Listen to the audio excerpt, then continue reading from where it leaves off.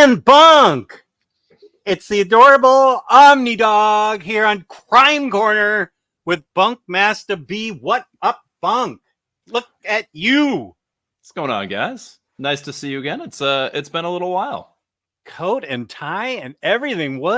What's going on with this coat and tie bit? We haven't seen you like this before. Well, so here's the thing. This is our first Crime Corner, but Yes. this is not our first time that we have talked about these books because we have planned on talking about these two books since November of that guy knows what's up. We've been talking about doing these two books, or two series rather, since November of last year. And anytime we've even thought about trying to broach the topic, we get derailed by chat shenanigans, by tank tops, by thirst traps, by people asking me to put myself in explicit positions. And you know what? This stream is not going to be one of those. This is a serious stream where we are here to talk about serious business. And so I have on my serious attire. This suggests filled with holiday spirits. I literally put that subtitle on in a stream that we did back in November. December, and I don't know how to take it off. I haven't had a thing that has like come up where you can do the subtitle, and so since then I have been stuck with that. So if anybody knows how to get that on StreamYard off, I would love to hear it.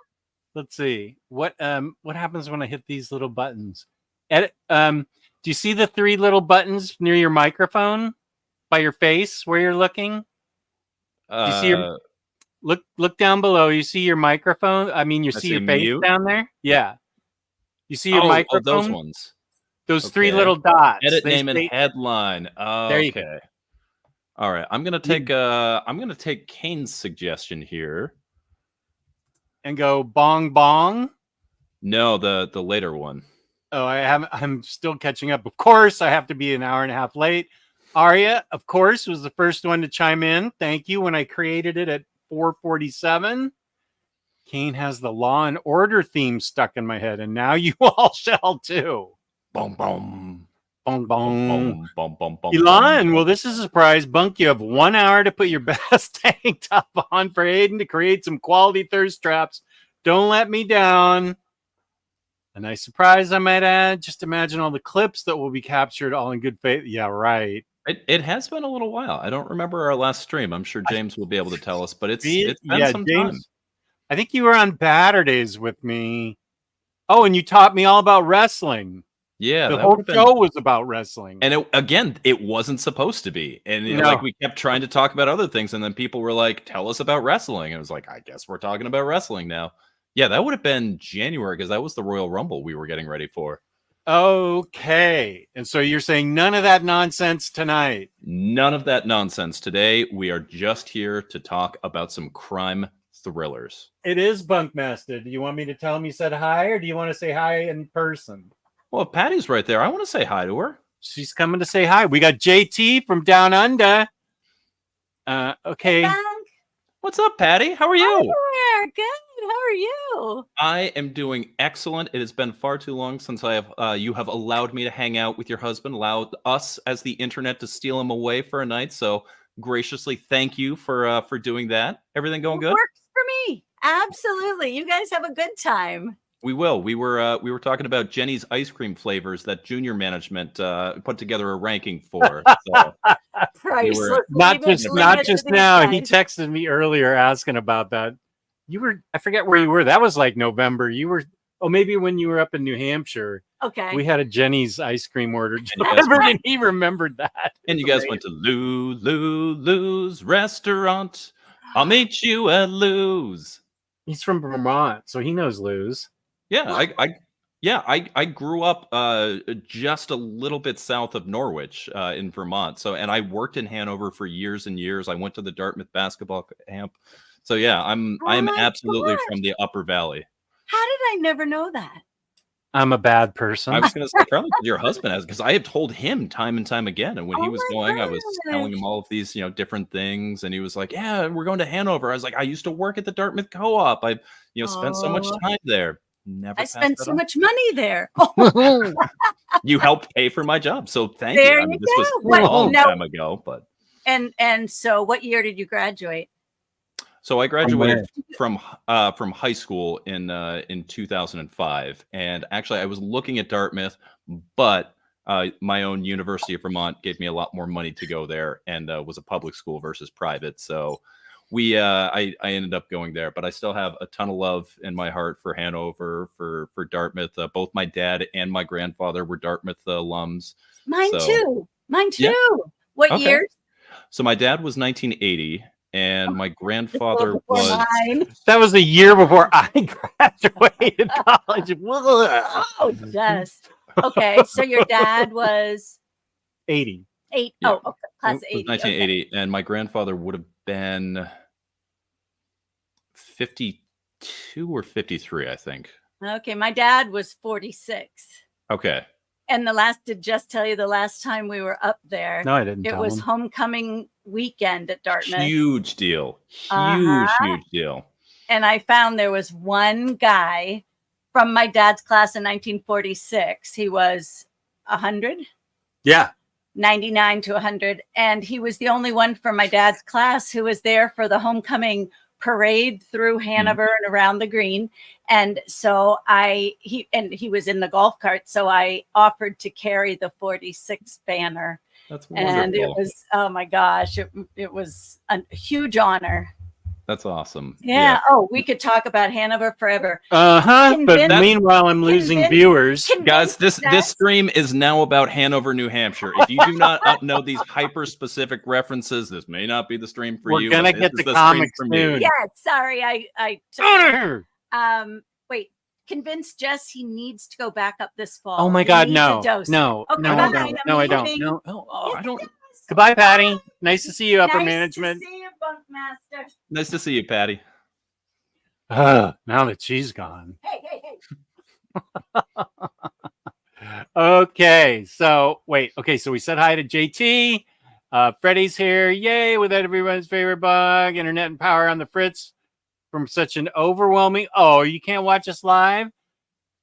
James helped with the thumbnail. He gave us like the basic, well, not the basic. He gave us the whole thing. And then Patty added on the crime scene tape and the title. But James came up with the basic.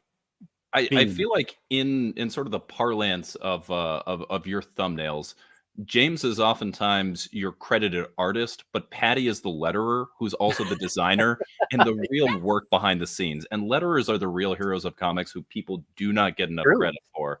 So again, everybody, shout out Patty's awesome work on the thumbnail. You guys would not know what the show is without her. Oh, I love it. Leaving my compliments to such a noirly awesome thumbnail raises the bar to the show. A lot of pressure on this one. Hopefully we'll live up. Nice. The weed of crime bears bitter fruit. That's right. The shadow knows. Who knows what evil lurks in the hearts of men? Oh, listen to Bunk's voice. Where does Bunk live now? He lives in Cleveland, near Cycle, Cleveland. Well, tell him we'll meet him in Hanover sometime. I mean, He's in Cleveland. You just did. My parents still live there. I still go there every year. Oh my gosh, where do they live? I'll tell you off air. I'm not trying to get my parents doxxed. Don't dox your parents. Yes. Okay. Okay, Sazverf's here. What up? Is Bunk about to announce an upcoming Omni? Yeah, he's got the coat and tie on. I feel like there are other reasons to wear a suit and tie than just to have a Marvel announcement. I mean, I can't think of any at the moment. That is the best reason to do it, but I feel like people do it for other reasons. What congressional district is Bunkmaster running for? Chris Original Recipe here feels underdressed. I was going to say, I mean, you can feel undressed too. Like if you're on the other side of the chat, watch this however you want. No judgment here. Kawhi's asking, don't know anything about Gun Honey except the cover and name. How is it? We are going to tell you because we read 1, 2, 3 of these gun honeys, and we were going to give you our opinion. This is the latest, Heat Seeker. I feel like this was the first. That's the original. Yep, that's And just this is Gun the Honey second. Volume 1, and then that's where they started giving all of them subtitles. And Right. not to spoil things, but I think we may have some different opinions on this series and something to talk about. Okay. This will be Bunk's first and last Crime Corner, perhaps. And we're also talking about Noir Burlesque. Just for the sake of the audience, these are pretty much not safe for work. No bad language. Lots of nudity and violence. Which is funny because all of these different books I actually read my first time through at work on my work computer. And I felt like I was the gun honey who was running in and out of danger and needed to deceive everybody in order to not get in heaps of trouble. Nice. Rafa, well, thank you. Welcome. Good evening. Yes, Nazi, he is.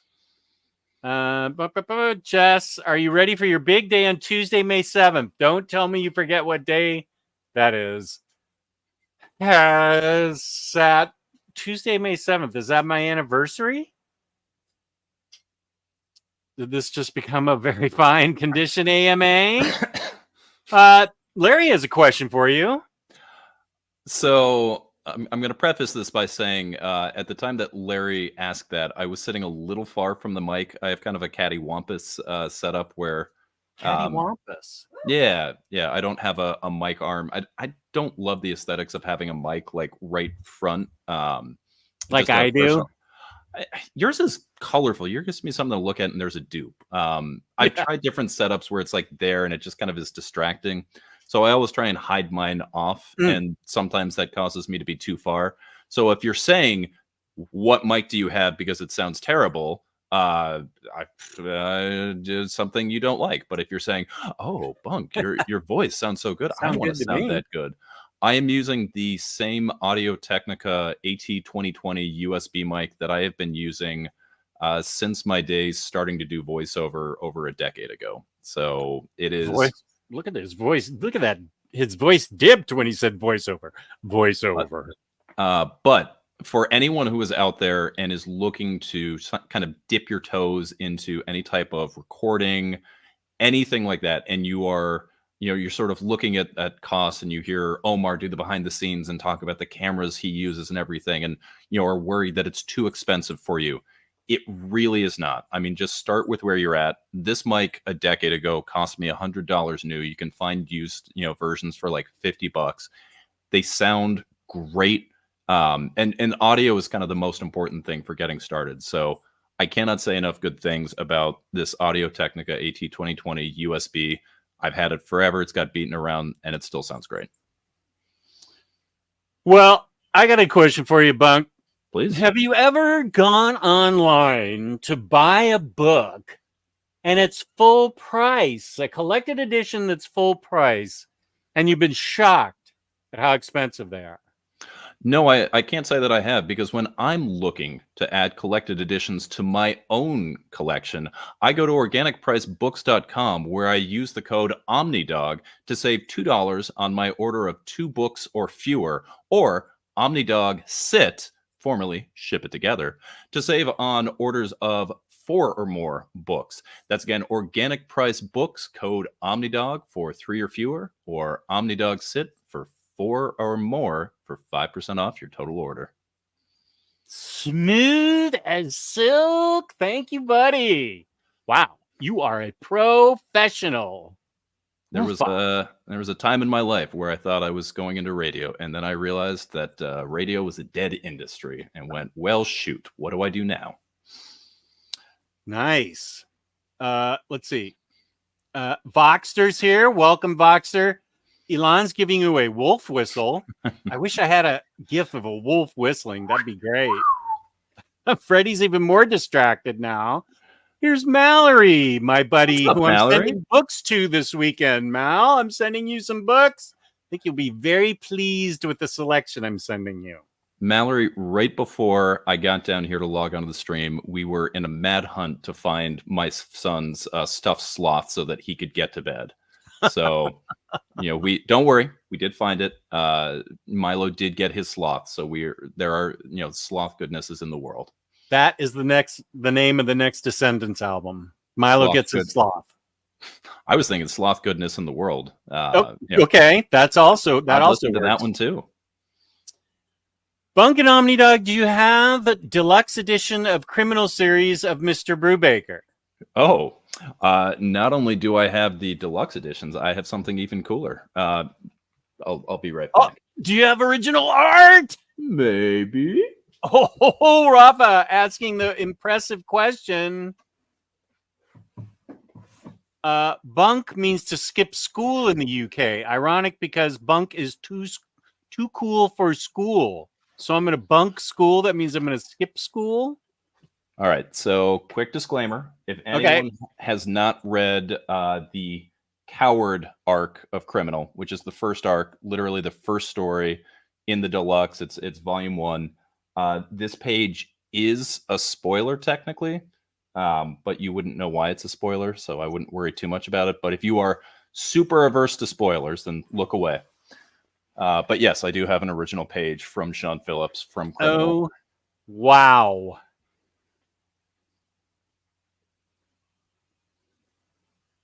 Yeah. Oh, there you go. Right there, buddy. Nice. Bunk has an extensive collection of original art. A rabbit hole I am totally not following. And I have told you time and time again, do not follow me into that. And I'm actually listening to you at that point. But Leo was my favorite character from Criminal. Coward is, I was buying that in single issues when it came out. That was what really got me to fall in love with the series. And so I knew that I wanted a page from Coward. It was between that and Bad Night with Jacob. And I kept going back and forth, but ultimately Coward ran out. And I love that page. That's one of my favorite in my collection. Nice.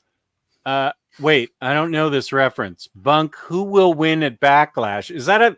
Wait, we cannot go down another wrestler rabbit hole. We are here to talk crime. Is Backlash some kind of wrestler thing? Backlash is the premium live event happening in Lyon, France tomorrow. And it's going to be Cody Rhodes' first title defense for the undisputed title. Both tag teams are up for grabs. The men's, it's probably going to be a pretty minor one. But Sazmurf, I would say, outside of the men's tag titles, I don't really think we're seeing any kind of titles changing hand. I think this is going to be a fairly safe match just coming off of Mania. Rafa, yes, it is a one-shot. Noir Burlesque. Backlash Patty. Yep, Patty was cited. This is the last time you were on, February 10th. Okay. With Bunk the Hunk. Wow.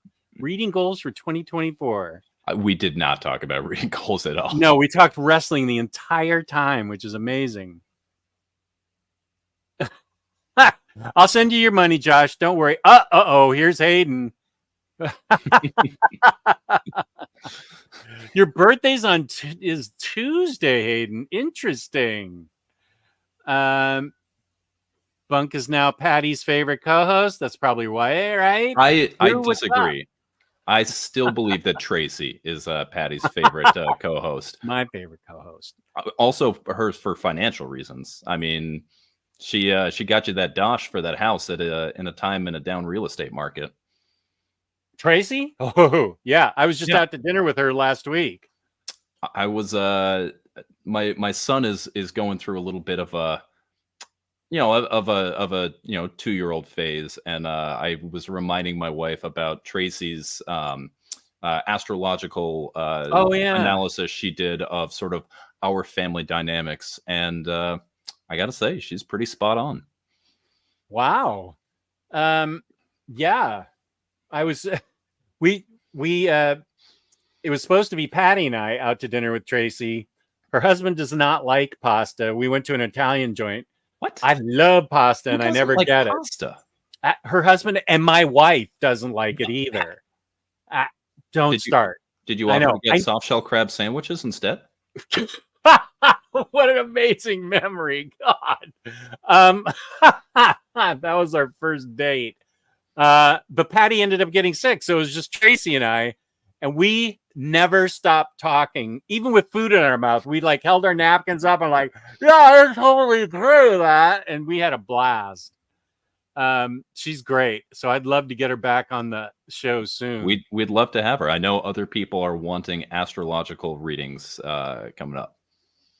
Dartmouth dishing. Yeah. I mean, chat, tell us out there. Would you come on for a Dartmouth dishing with Omnidog session? Come on. Tell me Let's like not you get wouldn't. distracted. Patty walks in. If you go in the fall, you could get a new statue. Just saying. You think I could get that out of upper management? I don't think so. I feel like going to New England in the fall is its own reward. I don't know why you're needing to be enticed to do that. That place is magical. I don't want to do the 8-hour drive. Oh, YP. Oh, what a beautiful Spider-Gwen. yeah, it's Spider-Gwen. She's putting on ballet slippers. Is that like In Hyuk Lee? Who I feel like I've seen that recently and it's really beautiful. I am not buying it. No. Okay, I will. But actually, I'm glad YP is here because this pertains to our topic. He emailed me about Gun Honey and said, despite the cheesecakey covers, he was worried when he started reading it that it was going to be too cheesecakey for him. And it turned out that he really enjoyed it. I think he was referring to the first one. So that actually is part of the topic because Gun Honey does have a very cheesecakey covers. And this one, Heat And Seeker, content and interiors and variant covers. they got an amazing cosplay model for covers in this. I was not familiar with her, but I am now. She did an amazing job in this book. And we'll get to that. But YP was afraid that it was, well, it is cheesecake, but they're okay. We'll get into the story in just a sec.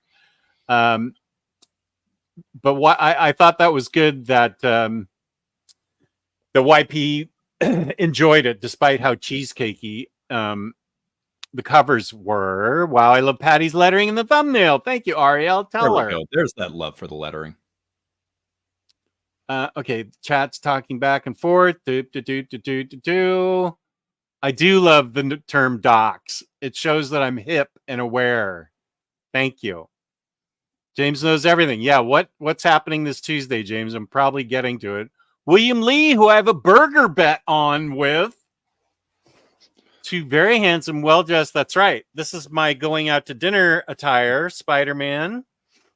We went out to dinner and just got back about 5 minutes before airtime. This is also my going out to dinner when I'm eating barbecue. Only the sauciest for this suit.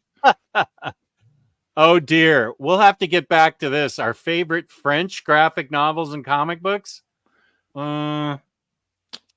We if you go back and watch a previous one, you've heard Omnidog and Punk together. You have heard me expound on the Killer series by Mats and Jacquemont. I haven't read that yet. I have all three of them. That could be a future Crime Corner because I love that story. Okay, good. If this Crime Corner goes well, which I'm assuming it will, even if we have a difference of opinion, I don't care about that. That's why I like everybody's opinions that are different from mine because I respect them. We should do it the first Friday of every month if that works out for you. So let's see if that works out for you and your upper management in the future. I think discussions where people disagree are more interesting in general. I mean, if you go on a stream and it's everybody just saying, I like this. Yes. I like this. Yes.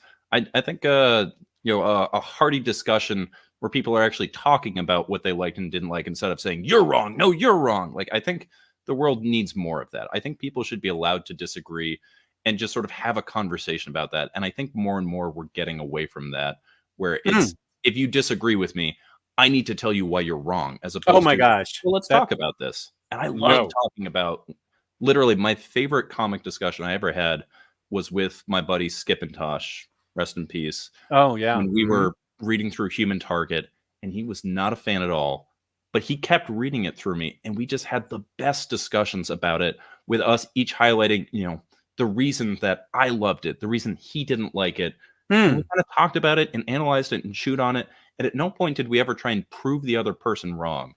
And the best comment that I ever had from it was when Skip was talking about it, and I was kind of explaining all my stuff. He just said, "Man, I wish I could read this the same way you do." And it's just such a beautiful statement about something that you don't like.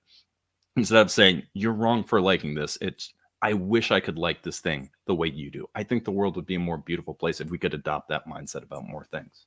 Okay, I will adopt that mindset. I feel like I have adopted that mindset. Excuse me. I just put up a video a couple days ago ranking all the oversized hardcovers that I owned of the Black Label DC books. And somebody had Batman. Bunk disagreed politely with my ranking of the question by Jeff Lemire. Hey, boy, you had that handy. Oh, and it's signed. Who's it signed by? Oh, I mean, it's the most important person on the book. That's Dennis Cowan right there. Oh, wow. Nice. Flexing, too. I mean, it's just issue 1 is signed. That's not so much supposed to be a flex. It's just, Jess, I'm sorry. I loved your list. I really liked listening to it. You got to number 1 and 2, not to spoil it for anyone, but it was a very on-brand Jess 1 and 2. Yeah. Everything else, I was like, okay, I can kind of see this, but man, you gave Question a B-. And I remember when that book first came out, you said it was a near perfect book. The only reason you gave it a 4 out of 5 at the time was in case someone wasn't already a Question fan. You thought it might be hard to follow. But if you are, for someone who's a fan of the series, this is a near perfect book. This is about the closest we are ever going to get to a continuation of that classic Denny O'Neil series. I would honestly put this on even quality with Quarterlies 2 through 5. And I would even say it's above those. It perfectly shows what that Question series was about. You put it, wait, what? I didn't understand. Quarterlies. So when the original Dennis Cowan, Denny O'Neil series came out, the series ran 1 through 36 as a monthly comic. Oh, it did? And then following that, or 30, it might have been 35, but I mean, something through that. And then following that, they went into a quarterly release where instead of it being a monthly title, they released oversized specials that they called Question Quarterly, where they were sort of standalone chunks of stories about Vic's adventures post the main series. Oh, I'll tell you exactly. First of all, I read all of those books again to rank them, and the thing that gets me, and it got somebody else that left me a message, a comment rather, are unresolved endings. And I understand, hang on, I understand I understand that ending, but I felt like I just felt like it left me hanging a little bit. And and you're right. Now I remember that I did give it a 4 out of 5, and a B- was probably too harsh. Yeah, I probably should have given it a B+. Now that I think about it, I think I was probably too harsh. And that's one thing about a chunk of those oversized Black Label books. They have unresolved endings, and we should be okay with unresolved endings because we don't always get endings. Sometimes we get, like with Supergirl Woman of Tomorrow, Tom King purposely left it so that there could be a couple of different interpretations of that ending. So yeah, now that I think about it, I probably should have given it a B+. I was too hard on it. So on the topic of the ending, because I think that book ends perfectly. I think any other way but the way it did would have been untrue to sort of the character in the series that it's a spiritual successor on. At its heart, the Denny O'Neil series is really asking the question, how does one man confront the evil in his life, and what do we all basically owe to fight against it? And when is it, when do we need to know what is enough? And that series, the monthly series, ends at a very particular time, with him making a very particular conclusion in his relationship with Hub City. And I think we see a pretty perfect encapsulation of this with a realization that maybe for true evil, it takes more than a superhero punching a bad guy to deal with that. And I thought that was just such a beautiful conclusion, where it is so true to that series. And you want to talk about a noir ending, that is as noir as you get. That is true. I think that is just the perfect ending. So let me ask you this. The Oversized book that I have, was that just the quarterlies? What do you mean? Oversized book you have? You said the Oversized book that I reviewed. How many? That was 4. You mean Deaths of Dick? How many? No, so the quarterlies are part of the old 1980s series. After Denny O'Neil, yeah. So this was 1 through 4. This was a self-contained. Okay. I'm talking right. Okay, I got confused there. I thought you were talking about current question. No, there is no current question. This was, honestly, on top of that, this book is the reason I'm here talking to you. I had been out of comics. I'd been sort of following it, but I was not an active comic buyer until this series came out. Really? Yeah. I was a fan of Lemire. I had the Gideon Falls, and I was kind of reading that, and I'd followed comics a little bit, but for a decade I was living in a tiny apartment in Denver, Colorado. I was dating and then marrying my wife, and I just didn't have room for comics, both in my place and financially. And it wasn't until this came out and I was like, okay, this is a comic I physically need to buy. I found a local comic shop. I went out, and that's what started the whole bump back into it. This started you off on buying original art and everything too? So actually, indirectly, the question did. When I was an undergrad, and I was first introduced to the question, I loved that series so much, and I was looking for question everything. I had original posters advertising the series. I had when there was the crossover Fables with the Batman and Green Arrow annuals. I had a window poster from that. I was getting all this stuff, and that led me to an original page of question.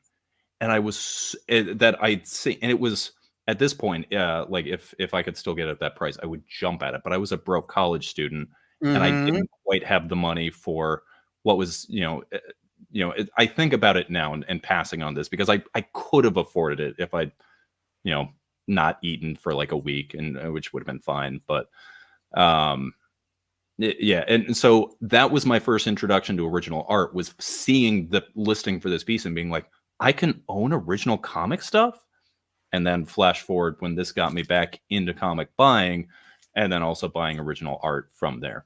And I did ask Dennis if he had any question originals, and he said those have all been sold to a private collector and didn't have that. So I have some remarks. He's sketched on my question issue 1 and things like that. But that's cool. Yeah, no question original art. But I do have some Dennis Cowan art, and that's still cool to me. Did you see the cover art for the latest Gun Honey releasing later this year? It's something. I bet it is, Kane. May 7th is Hayden's birthday, and the 7th anniversary of Omnidog's Vault. You uploaded your first video. Oh, I remember. It was a test video. Yeah, it was a test video. I think I just made a 5-minute test video to see if anybody... Oh, Tracy's texting right now. Well, get her on the show. Get her on FaceTime and just hold it up. Yeah, I did a test video. That's right, to see if anybody was paying attention and cared. Thank you, James. Wow, so 7 years. 7 years. Wow. Hey, here's Doug, Saint on Earth. Welcome. Terry's here. Welcome, Terry. Tomorrow's May the 4th. I would have a show, but upper management decided to invite old friends of ours to spend the weekend, and apparently a show was non-negotiable. There's no show tomorrow. I had Freddie all set for May the 4th, and she's that was it did not go over well. And Larry, it's possible these will get a nice deluxe. You're welcome. I'm You'll fine with these as trades. If they put all of the variant covers in the back full size, tell me you're not. Yeah. Okay, yeah. If it's library size, especially, yeah. Those covers are something. This is a fair question.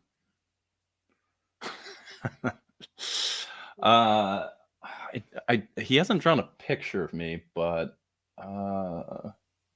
yeah. Okay, Funk's gonna go pull something, but today is the anniversary of Omnidog's Vault creation. Is it? I created it and then I made a video. I don't know my own history. My favorite inscription of any book I have, 10 grand is one of my favorite series that he worked on, and he knows that like I'm the only one that likes it. And so when he signed my trade, hot on the mouth. What? Not on the mouth.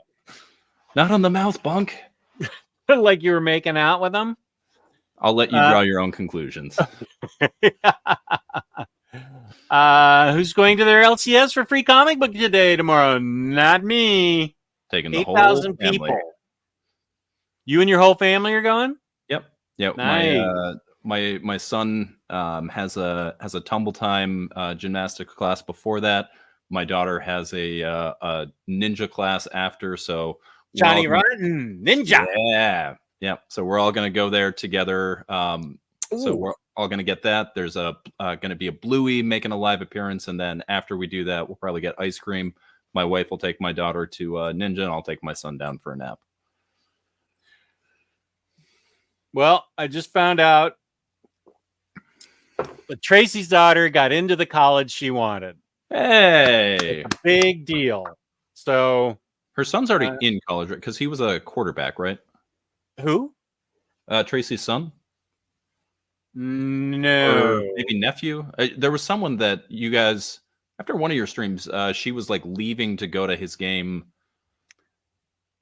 Her daughter played basketball. I think that it was son didn't play sports. He's a nerd doctor, pre-med guy.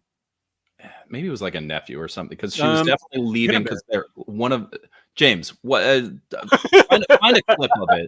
Someone that she knew was in like a state championship or something like that. Josh says nephew. Announced it on the air, Tracy. Exclamation point. But not where she's going. Period. But that she got in. Okay, that's it. Period. Love watching a stream of consciousness text. IST gift card? No, I think that's the wrong show. Someday, that's a good idea. Oh, speaking of transition, Elon, I know Kane's here. Kane is always a fan of this as our transition. So there you go, Kane. Just so you know, I know you're there. Let's see. Wait, what's happening? Oh, Next Imaginaut's here. Oh, it's Next Imaginaut's birthday too on May 7th. Wow. It is also my dad's birthday. I'm not going to do that. It's your dad's birthday. It is my dad. And honestly, I had forgotten that until people started doing that. And I was like, oh, yeah. Yeah, that's my dad. I need to. I remember back in high school. Do you remember that movie Van Helsing that came out like 20-ish years ago?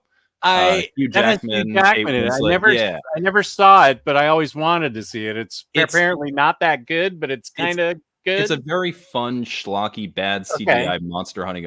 It gets a lot of hate. I think it's a lot of fun. Okay, but I'd like anyways, to see it then. it was coming out in theaters, and I remember just saying to my dad, "It's like, hey, Dad, guess what's happening May 7th?" And he looked at me. He's like, "My birthday?" And I was like, "Yeah, that's what I was talking about." Do you want to go see Van Helsing on your birthday? And he was just like, I don't. And I was like, yeah, I was just wondering. That's what I was saying about. And honestly, anytime I ever think about my dad's, like forgetting my dad's birthday is always just like that time that hey, Dad, your birthday is less important to me than this movie that's not very good. Coming out in theaters. Everything that we just said almost got texted to Tracy because it was recording. Oh my gosh. Okay. Belton Bros, welcome. I think this was referring. Yeah, I'm a half an hour behind now. So let's see if I can catch up. Incredible page. Oh, Jewish Dragons is here. Hi, everyone. Hope you're all doing well. By the way, Jess, I received the package. Everything arrived safe and sound. Thanks again for giving the books away. I'm glad you got it, Jewish Dragons. Did Jewish Dragons get the Moon Knight? What book did Jewish Dragons get? I think he got Aerosmith and Where the Body Was. And Elon won that and gave it to Jewish Dragons. Nice. Super Lavard says, due to the release of the second Star Wars omnibus, I have been rereading Star Wars Darth Vader, Dr. Avraham, and he's previously released. It's totally awesome. That's a good idea. I just ordered that today. Okay. Wrestling. Oh, wait. We can't just. That Art of Criminal, which Mr. Bunk made my reaction into awesome, saying, "Oh my God." Okay, so I think he's impressed. Jess, did you do your homework from the last time Bunk was here? Did you look up? I looked at whatever you sent me, James, and I believe you sent me them, and they are very impressive. Lives on a little bit of a heel turn right now. So she's a bad girl, and Jade's a bad girl? No. Jade is a superhero. I mean, who's a bad girl? Liv Morgan, the tiny blonde, who's like chaos incarnate, and is amazing. The reason I'm not going to my LCS is they literally get 8,000 people in Annapolis. They have to block the streets off, call the police in. It's if you think it's bad that I'm having 2 people in my house, can you imagine me in a crowd of 8,000? No, you can't. So that's why I never go. Ever. Never, ever. Oh, Super Laffard's birthday on Sunday. Hey. And I'm going to have to remember to say happy birthday to you, buddy. Super Laffard sent me a ton of really good crime comics that are European. One was Thistlebone, which was great, and I am going to review those, Super Laffard. You were very generous in sending me those books, and I will definitely remember to read them. And yes, I agree, Kane. Pasta is amazing. I never get it. Free comic book day. Oh, I feel sorry for you, YP. Who's the artist of your profile pic? Do not visit Salem in October. Do not. Okay. This is true. That was back when Patty was on. What if we only want cheesecake? Well, we have the books for you. If you only want cheesecake, we're going to get to that. That was when you were talking about YP saying he was worried that there was going to be too much cheesecake. I have not read American Ronin. I am sorry. Maybe somebody in the chat has. I was going to say, I know Ronin by Frank Miller. I know the last Ronin. I don't know American Ronin. My birthday being the same day that just posted his first video just makes sense that he's my Harley bestie. That is true. Jess's favorite French comic is Castle in the Stars. And I think 5, 6, and 7 have already been released in freaking France, but not America. So where is it? There's your answer. Freddie knows. This is who wrote Gun Honey. Charles Aday is a pretty good writer. He created HC Crime Publishing, used to be able to subscribe to their line back in the 90s through Leisure Books. Okay. Sorry, Ji Hyung Lee Spider-Gwen Annual 1. Okay. I got my Lees mixed up. Apologies. Basketful of Heads, Joe Hill. That is great. I love Basketful of Heads. So, oh yeah, no, that's Omnidog's vault. We accept all opinions as long as they're respectful and have no hate. And I know Bunk's going to be respectful because he's there goes kind of guy. There goes my entire review of all these books. It was nothing but hate. Kane agrees. We won't stick on that one. Can we ban Fred? Speaking of hate, can we ban Freddie from the chat? Freddie needs to. Can some mod ban Freddie the mod for this? James, aren't you like a super mod? Just time him out. You don't need to ban him. Just time him out for like 2 minutes. Bunk getting the professor to change his grade. Mr. Bunk, do you have a deluxe edition comic book of Ex Machina series of Mr. Brian K. Vaughan? I don't. I do. I have that in single issues. So you can ask me. I do. Omnidog, Mr. Omnidog, do you have a deluxe edition of Ex Machina by Brian K. Vaughan? I do. I have all 5. That'd be something good for us to review. Is that crimey enough? That's more like political drama, if anything. Yeah, that is. We don't. Okay, Omnidog, are you a physical media collector? Yes, I am. Yes, I had a close call. Unfortunately, we just moved a year and a half ago, and upper management said, get rid of all these videos, get rid of all these albums. You can get them all streaming. And I dumbly got rid of my Smiths single, 12-inch singles.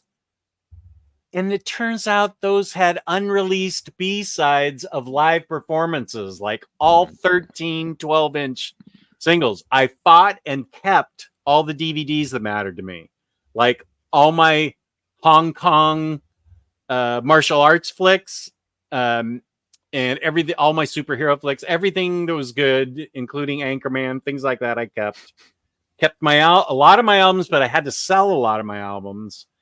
But I'm a big believer in physical media. I do not trust now any of the streaming services. I'm looking at you, Warner Brothers. I feel like you're looking at me and personally attacking me. I was looking at the camera. I wasn't looking at you. And speaking of physical media, you can actually see, if I can figure out how to do, right over that.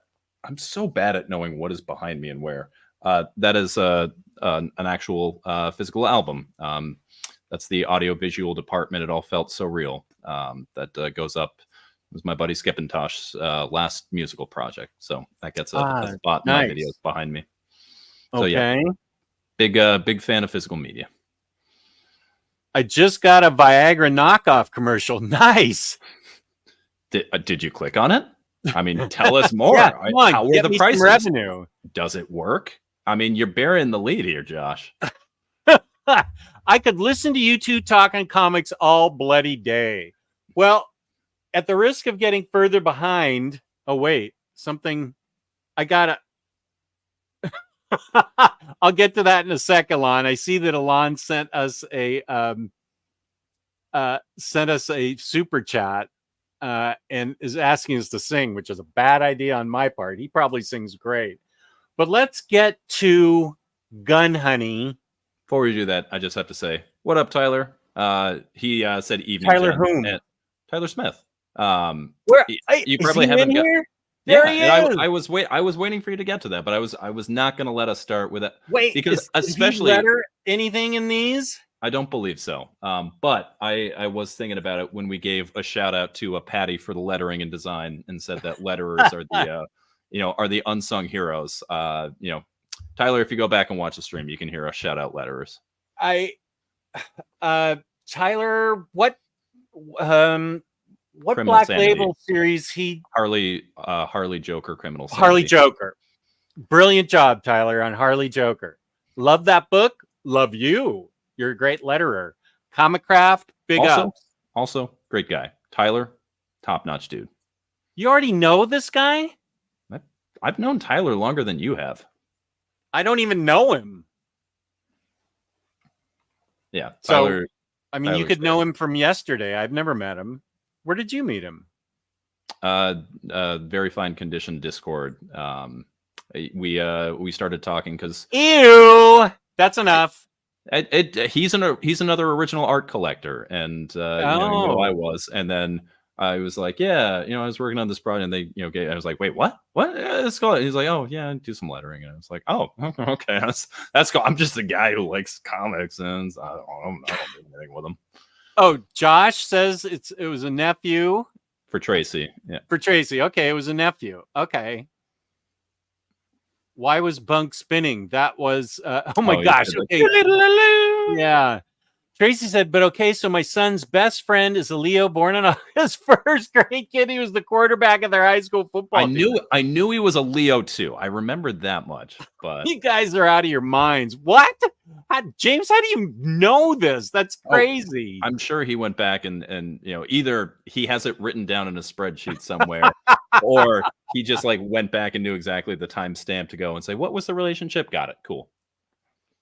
Yeah, I'm glad we're getting this Van Helsing love in there. I definitely want to see it. I always have. I don't like where this is leading. Oh my god. Sing Happy Birthday in 2-part harmony. Wait, I'm sorry. Is that you? That's me. That was There's your thirst trap.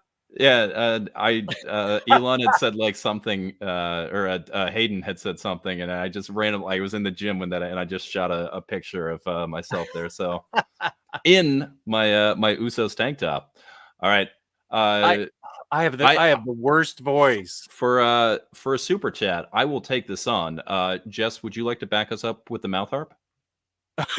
But he wants it in 2-part harmony. But okay, yeah, I can play it on the mouth harp. All right.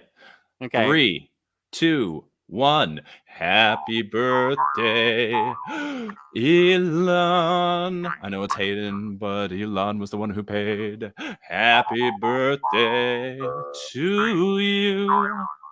Happy birthday, dear Hayden, and my dad, and Super Laugh Hard, and anyone else who Next mentioned Imaginaut.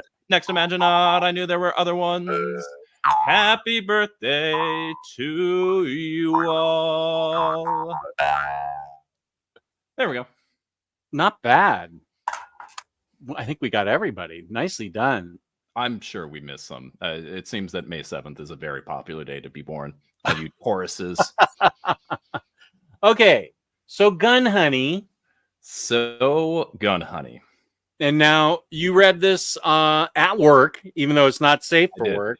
I felt like it got unsafer as we went along. It definitely did. I feel like volume 1 was mostly cheesecake. There's like one page that is pretty decidedly not, but most of it's like it's a little titillating.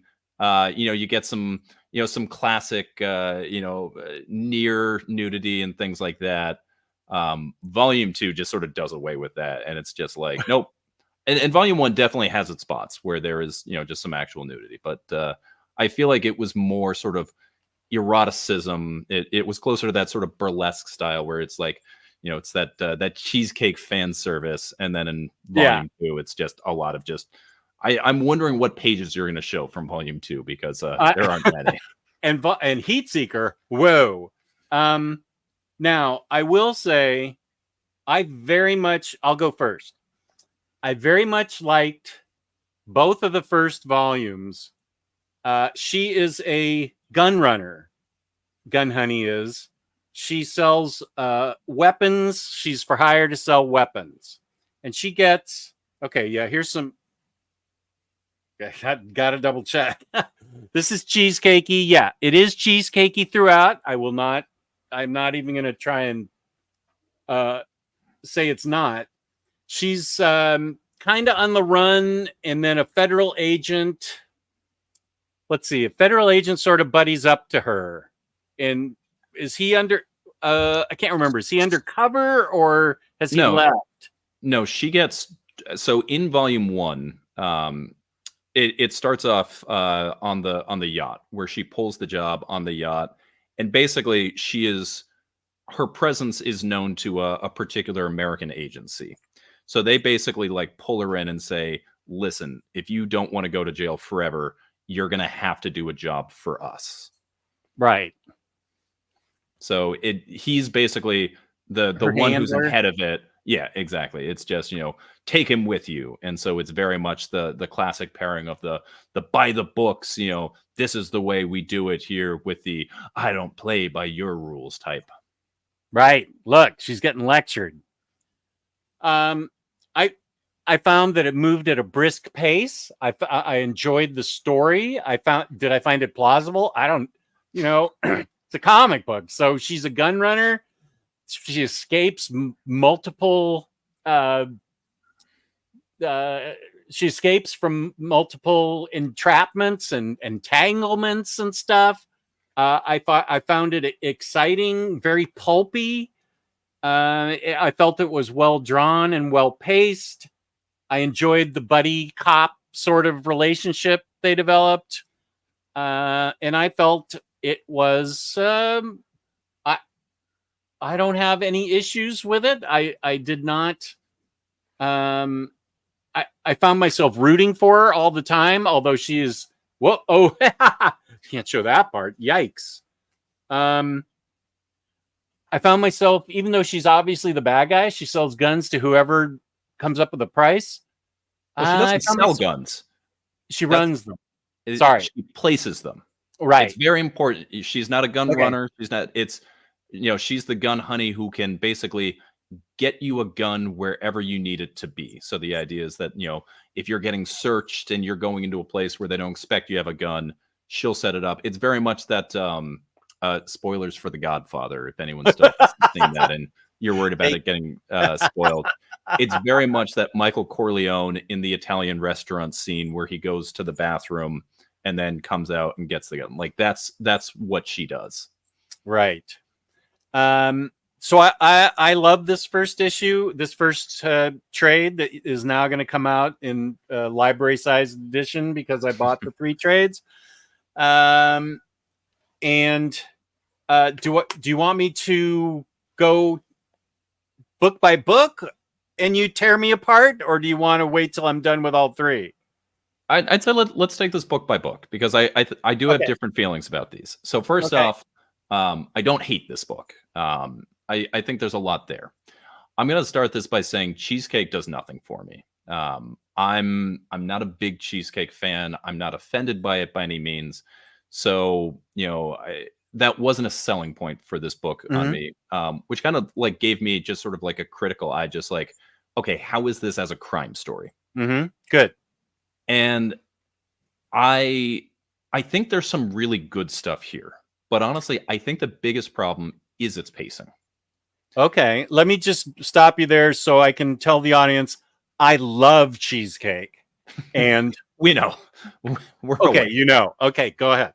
Yeah, no, I think one of the reasons that I was brought on to Crime Corner, once the minister couldn't do it, is you were like, finally, someone I can read my cheesecake books with. Somehow the minister's gone. I can read cheesecake. Now I can pick out my booby books. Yeah. Like I said, I'm not offended by it by any means. I'm not looking at this and doing anything like that. But you didn't dig the pacing. It was too slow? No. I think it was more an issue of it. They tried to tell too many stories in the 4 issues. Okay. So that's fair. My actual favorite part of this book is the very beginning when she is on the boat and she is actually doing her gun honeying. I think that part is really, really interesting. And then we get a little bit more in issue 2 when basically the government drafts her into needing to do that. And we get another kind of cool scene. And then it goes away from that. It's basically like, we're going to introduce you to this. And I would have loved like an intro series that was just about her gun hunting instead of, I think this book would have been paced better if we got that opening scene. And then the rest of the story was her doing the gun hunting for the U.S. government. By the way, is this a spoiler stream? Are we talking about the Resolute, or are we just sort of talking like around it? Because I'm fine with either. Let's stay away from spoilers. Okay. Good idea. So basic pacing. So in around issue 2, she does her gun hunting for the US government. Things don't go exactly to plan, and the book kind of takes a different turn from there all throughout all of this. So again, we get 2 gun hunting missions in those first 2 issues, and all through there we're expositioning dumping Joanna's background. We are finding out all about her time on the streets as Little Mouse, her family history, and we find out there's a reason why later on where there might be some connections to her past. And I think that was supposed to have this like big emotional hit that, at least for me, didn't work, because we had only just found out about any kind of past like 5 pages ago. So it seemed like there was way more that they wanted to do.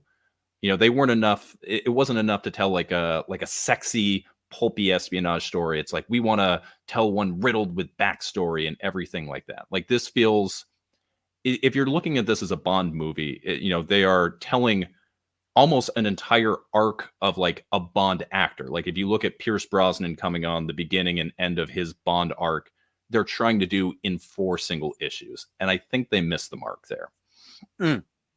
So and again, it's tough to do when you only have 4 issues and you have a particular story you want to tell. They didn't know they were getting picked up for other ones, but I think there's some really good crime gun running in here, but I think it gets muddled by trying to tell too many other stories along the way and trying to force in pieces that don't necessarily go. Okay, that is fair.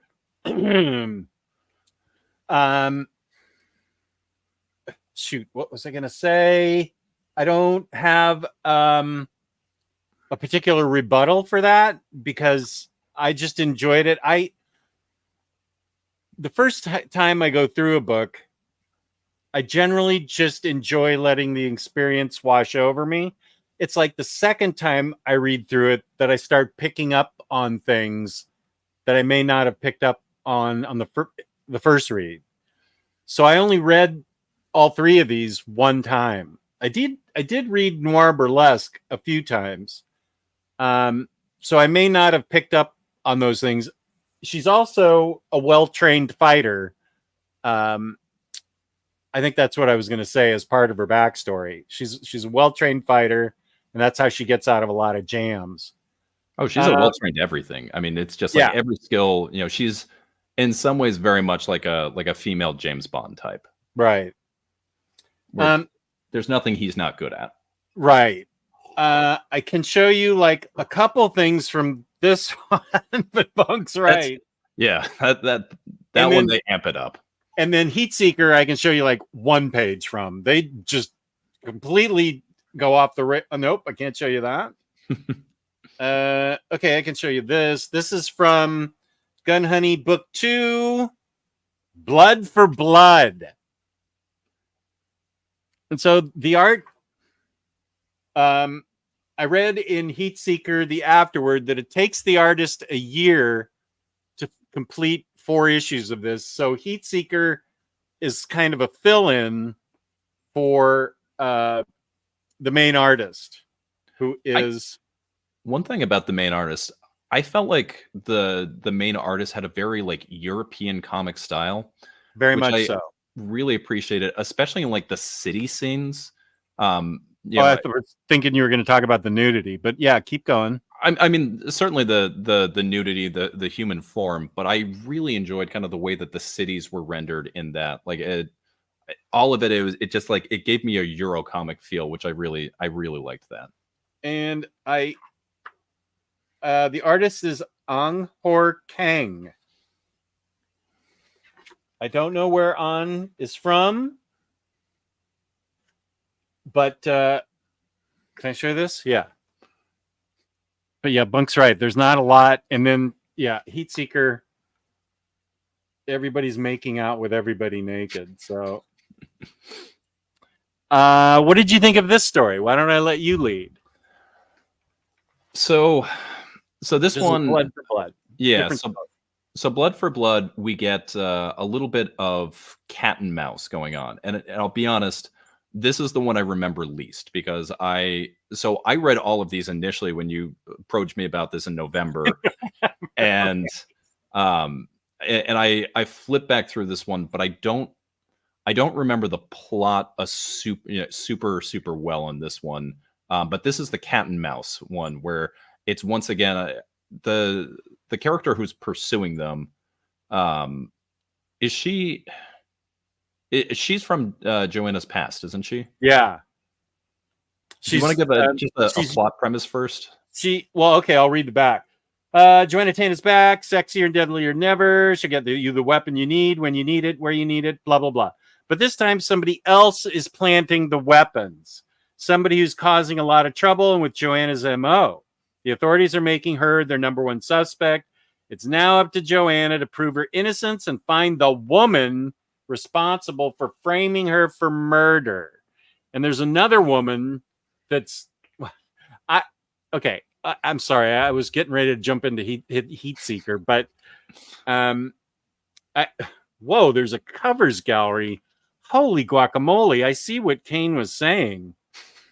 I forgot how cheesecakey they were, and they get real live models too for some of them. Okay. Sorry, I got lost in the cover gallery. I apologize. My fault. So somebody's framing her for murder. And so again, you get kind of this this cat and mouse situation where there's someone using Joanna's MO and to gun honey her stuff, but it's not Joanna. And also, maybe now she's accompanied by a familiar face that we saw from Volume 1. And I'm a big fan of like the cat and mouse kind of thing. Like Killing Eve, that show from BBC. Oh yeah. Love that kind of thing. And again, I feel like this volume tried to tell too much with too little. Like I almost think that because of sort of the enormous amount of cheesecake that it's presenting, it's trying to establish itself. It's like, no, but we're more than that. Look at all of this deep bound story and all of this character exposition dump we're going to give you. And we're going to tie these pieces in right here. And, it's going to be tied into these two characters that used to found a company together. And one of them's off doing this thing. And there's all of this. And there's a lot of, extra stuff that for 4 issues, I feel like it's trying to jam too much in there with, with the plot about the former business partners and, possibly a hit on one trying to get out and Joanna being framed and, the product that's being developed and how that's, being run illicitly. And it just, in 4 issues, I kept feeling like it was muddling itself. If this was going to be a sexy spy thriller game of cat and mouse, I would have been all here for it if they'd like stripped it out, or if they had given this, another 4 issues to breathe and given some pace for those other stories to go ahead and develop and breathe a little bit. I would have been more interested in that. But like the whole Bert and Ernie thing, it Bert and Ernie. Yeah, because that was the 2 business partners. And, like, and they do the whole joke, the Muppets. No, it's these guys. So there's good stuff here, and we get it opens with another like really good gun hunting sequence, and I would have loved more of that. And it's more like they use these sort of gun hunting to establish her. She's really good at stuff, and it's like, oh, cool, this is awesome. I love reading this. And like, but you don't get any more of that. Like, oh, well, that's what I wanted to read. But how did you feel about this, Jess? Well, see, this is why I loved having the minister on, and this is why I love having you on, because you guys do the deep dives and really get to the core of what you did and didn't like. And I'm just not like that. I just read a book and I'm like, I liked this book. And the reason is I thought it was a fun read and it kept me interested. and it came to a good resolution. I thought all the twists and turns were reasonably believable and plausible, and I dug it. And that's that's really about as deep as I get into a book, I think. And so I appreciate the fact that you do a deep dive. I used to joke with the minister that in the ocean, I was the guy on the raft just letting the waves wash over him, and he was going deep down into the ocean, doing a deep dive into the book. And I feel like that's the case with us too, where you do a much deeper dive than I do. I'm rarely that analytical on a book, I think. And maybe that's to my detriment. I don't know. Maybe it's on my videos where I have time, reread a book and really go after something like I did with the OHCs, the one you didn't agree with, for Black Label. The one on it was question. Just one. It was just, just one. Okay. That was great. It's fair. So yeah, I like this book a lot. I felt it kept my interest, and it was a page turner for me. Both of these were page turners for me. So I liked it a lot, but I understand your points. I don't disagree with them, but I also didn't see those issues with it. But I do understand what you're saying. I just didn't see those problems in the book. And again, I don't want to make it seem like I'm coming out against this book. Or like in your case, kind of like a vibes reading. You're like, I'm into cheesecake. This is giving me cheesecake. This is giving me shootouts. It's great. And like I said, that's not really something I'm into. So I'm really going here for like the crime story that it's presenting. Right. I also, I generally like my books a little bit more talkier than sort of nonstop action. And so I'm looking a little bit more at sort of the behind the scenes stuff with it, where if you're just like, give me a good shootout, you're not going to have the same problems I did. Yeah. Okay. Well, I'm going to guess you probably didn't care for Heatseeker because this was my favorite of all of them, because it was super twisty to the point where I had to reread it to figure out who the characters were, because I lost it. In this book, Joanna and her handler are on the run. Joanna the gun honey are on the run because someone's trying to kill them, and they go to a kind of a I don't know, a person that is not a costume designer. I guess you'd call them, well, I don't. What would you call them? They give you a complete makeover disguise so you can go undetected. When she's someone that when the heat's on, when the squeeze is really being put on you, she helps you disappear. Right. And no one comes looking for you. So she does such a good job of impersonating Joanna that I thought at first she was Joanna. So I was reading this and I got halfway through and I go, wait, what the hell is going on here? And then I figured out she was impersonating Joanna, and Joanna and the other dude are way out of the book. They're not even in the book till the very end, because they're trying to, now they know that this master assassin is after them, and they keep trying to show that Joanna and her handler are being, they're dropping clues that they've been killed in various places. They go to Vegas first. They go to somewhere else next. I don't know, Mexico, wherever they go. They keep getting these DNA blood-filled bullets and trying to show that they're already dead. But this master assassin is having nothing to do with it. There are so many twists and turns in this book that I did have to read it twice to understand it. But it ended up being my favorite because it kept me guessing so much. The master disguiser was saying she was 3 steps ahead of everybody, and it had a big twist that I never saw coming. And then there were a few more twists after that. And there's Okay, I can show you this, and that's about it. This is her disguised as Joanna. Is that costume ridiculous? Yes. Even I think that costume's ridiculous. And okay, wait, I can also show you this. But there's far more nudity. There's just as much violence. I don't. Okay, no, that's got nudity there.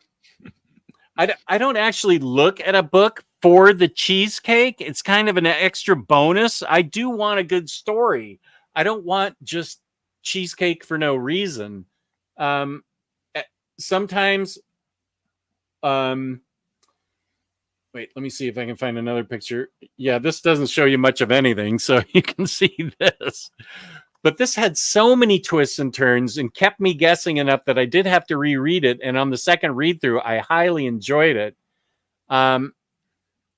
It had it did have an ending, and it had a lot of good back matter that I enjoyed reading. I really enjoyed the master disguiser and her assistant that kept going undercover. And I thought this was a gripping thriller that I enjoyed, but it's way cheesecakey, way. I gotta say, and it goes beyond cheesecake. I mean, yeah, I agree with you. This was my favorite of the three. No, this was the one where I feel like they kind of figured out the pacing a little bit. You know, one of my big issues is just sort of the big backstory dumps that we get that they try and, give way too much and then pay off way too soon after because of that limited size. And I think they kind of got some of that pacing a little bit better, where we get basically, we're presented her backstory at the very beginning. The first 2 pages, we get the whole thing with her asking, Dad wanted my brother to be an accountant and all this, but me, I wanted to lie to people. I wanted to deceive them. And there's no job for that, is there? And then we get the magician, and we get that scene with her making the magician disappear. And I thought that was such a clever way, because the insinuation is, it's magic that she's talking about, the deceiving. And it was a way that basically in one story or one page, it gave us all the backstory that we needed for her and got us up to speed with what she did. The same way that the first 2 volumes, we get Joanna gun hunting to get the audience, in the first part, familiar with what she did. Here, we get her disappearing a magician who's at odds with a local syndicate.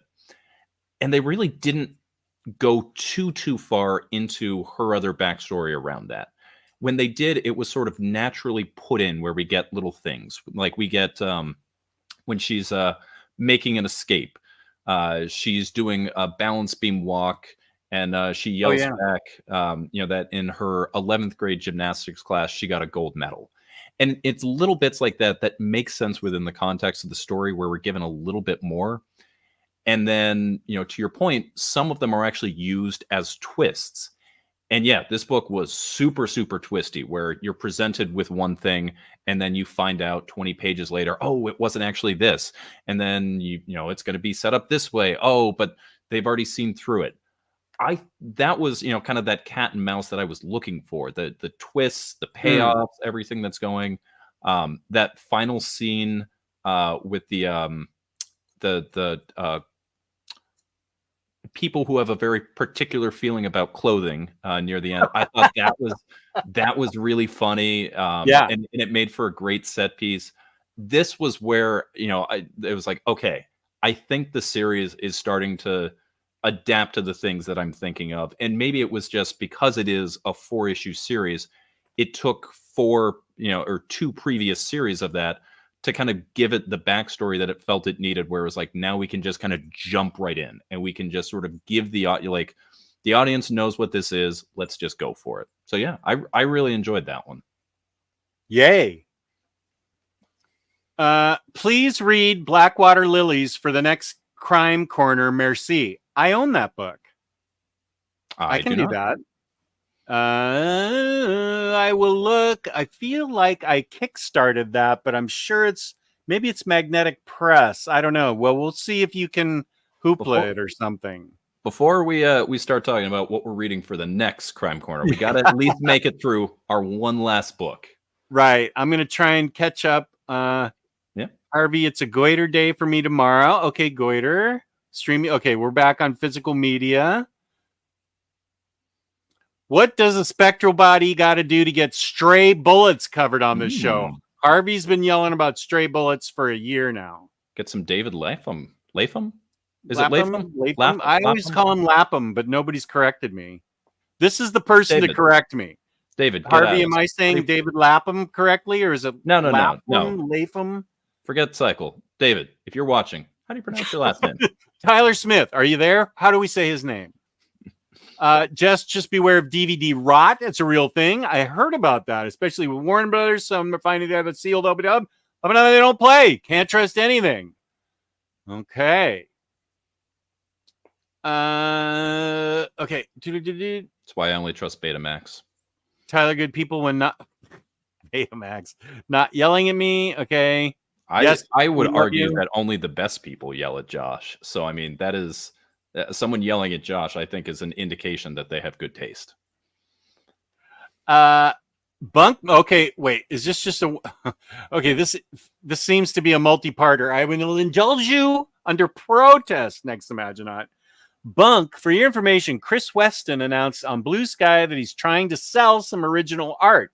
No clue what his prices are, but just wanted to bring it to your attention that that looks like it's a two-parter. Maybe I'm not familiar with Chris Weston's work, but I'll check it out. Okay. Bunk keeps sliding gym pics into my Discord DMs. I believe that. AS asking, how did this investment banker get onto the Omnidog stream? Yeah, what is with that? It's getting hot in here. What did I just walk into? I'll let you know. Okay, Terry, we'll be happy to sing. Yeah, Bunk singing my name even before his dad makes me feel so special. Be fair, I did mention before how whenever I think about my dad's birthday, I only remember because I remember Van Helsing over his actual birthday. Sam says, fun villain reveal in volume 1. Okay. That was one of those ones. I get that, but for me, it was just way too much. Where it's like we were dropped some like backstory, and we know your thoughts on that. An investment banker discussing. No, they're not erotic comics. That is not what they are. They're not erotic. I mean, they're not Milo Manara. I'll show you my Manara collection. They are not Milo Manara. That's where I start. Art looks pretty good. Does it keep the same artist throughout? Okay, the first 2 books do. Then the the third book, they had to the same writer, but they had to get a different artist, and that penciler is Ace Continuado. The inker is Jose Zapata. Was there a different artist on issue 3? Because I feel like there was like an art issue style 3 of this. Yeah, or was it the same art team throughout? Because I didn't go back and check, but I felt like credit them with that. Okay. I felt like the art was different in issue 3. I felt like it changed a little bit. Like the characters were starting to get. I would show here, but again, I can't show anything without YouTube taking this stream. Yeah, exactly. Whoa. Okay. To me, the art looks the same throughout. I feel like it was the same artist, but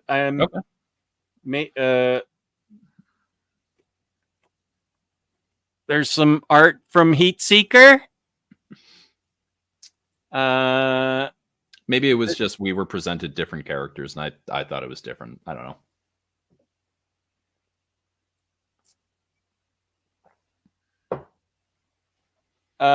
Yes, I have 100 Bullets, and but I haven't read it in years. I remember loving it when I read it in singles. What did you think of 100? Have you read 100 Bullets? I have read one issue of 100 Bullets, and my Vertigo first taste trade that came out forever ago. And from that one issue, I was like, I don't know if this is for me. Heard it's great. At some point, I'll get around to reading it, but it was in like that one. That trade is like 25-ish years old, and so it was like 100 Bullets, Why the Last Man, and all these other classics that I was like, I gotta read this. I gotta read this. Yeah. And then I was like, I'm not. This one's not doing anything for me. So have not read 100 Bullets past that. Your affection for Gun Honey illustrates all the more why you why you ought to start agitating for a Silver Sable in the Wild Pack Omni. 2025 is their 40th anniversary, and Omar has given no indication yet that one may be coming. Okay, I will start carrying the torch for Silver Sable and the Wild Pack. I'm with James. I find Cheesecake distracting and unnecessary. These may not be the books. If he's talking about James Abel, there is no way that James said he was not down with Cheesecake. Okay, wait. James, where did you say that? I don't see James Abel saying that. James, where did you say that? I swear those words have never come out of James's mouth. Yeah, where's that? Say that. Yeah, where's that? Maybe he just did this. Maybe he thinks I'm James. Yeah, James just said not me, which I know, buddy. I know. Doc Elevator, the Gun Honey endings are fun because there's always a twist in where the gun she places will pop up. Anhor Kang is from Malaysia. I haven't seen my Malaysian buddy in a long time. Yeah, Farhan, maybe it's the off season for the sport that Farhan's following, and Farhan's actually allowed to sleep. Farhan hasn't been here forever. Maybe they're a UK publisher. Yes, I'm looking at the Heatseeker book on Hoopla, and it reads like an Andy Sedaris movie. I'm not familiar. I'm familiar with Amy Sedaris, but not Andy. She's nice. But that's who? Oh, David yeah. Sedaris. Different spelling. But pleasure to see you all. We must say goodbye to Super Laugh Hard. I'll see you when I'm 50. Good night, and thanks for all the fish. That's a Hitchhiker's Guide to the Galaxy reference right there. That's when the way over my head. Then when good the for you. Are leaving Earth before it gets paved in the international bypass. The last message they send is so long, and thanks for all the fish. Reaper, I had fun with Noir Burlesque. Nice art too, but I wouldn't go back and read it again. We'll find out if we feel the same thing in just a little bit. Yes, we will. Sticky Sweethearts. Jess, can you listen to this song, please? I think it's up your alley. Who is it by? I will try that. We all love Super Laugh Hard, me especially. Cheers. I think I've heard and seen enough, so let's get that OHC printed. Yeah.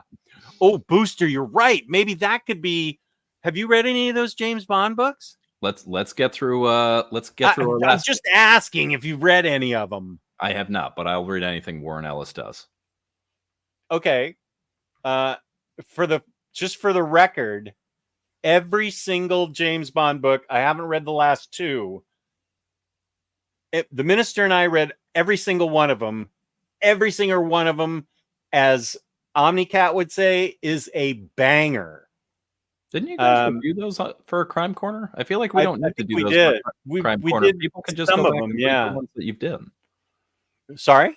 I said those videos still exist. People can just watch those Crime Corners.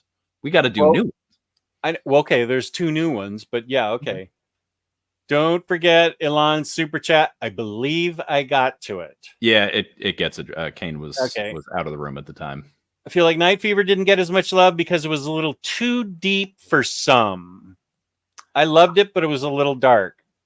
I liked Night Fever, but I would say it was on the lower end of the Brubaker Phillips books. Where the Body Was, I really, really liked. But I haven't read that one yet. I did like Night Fever a lot. It did feel like Brubaker light to me, but I still liked it. Yeah, I enjoyed it. Kind of the ideas that it brought up about, who are you? Are you who you choose to be? Are you who you have been? But Where the Body Was, that was great. I loved that book. Marcelo knows me. Okay. Yeah. I'm an unabashed fan of cheesecake. Yeah, you're right. It's a well-known fact. So I appreciate that. Oh, you missed it when we sang it. You were getting dinner. What the heck? Maybe Kane was getting pasta. Were you getting pasta, Kane? Stray bullets, over 100 bullets. Bunk seems to not want to even discuss any possible future books until we do Noir Burlesque. So maybe we should. We've been talking about doing this for November. I could just see this getting derailed with us spending the whole time talking about what we're going to do next time, and then it's like, oh yeah, we didn't get to Noir Burlesque. So the suit is on. We are staying on track here. Okay, good. Right. I count on you to keep me on track. The chat distracts me. Now, this is a European book because Marini is a European. Peter Marini, I think it is. Enrico, of course not. Enrico Marini. Enrico Marini is definitely a European artist. And this is a cool concept of a book. Let me just highlight some of the art. I'm going to highlight myself. I know. Sorry. Bye, Bunk.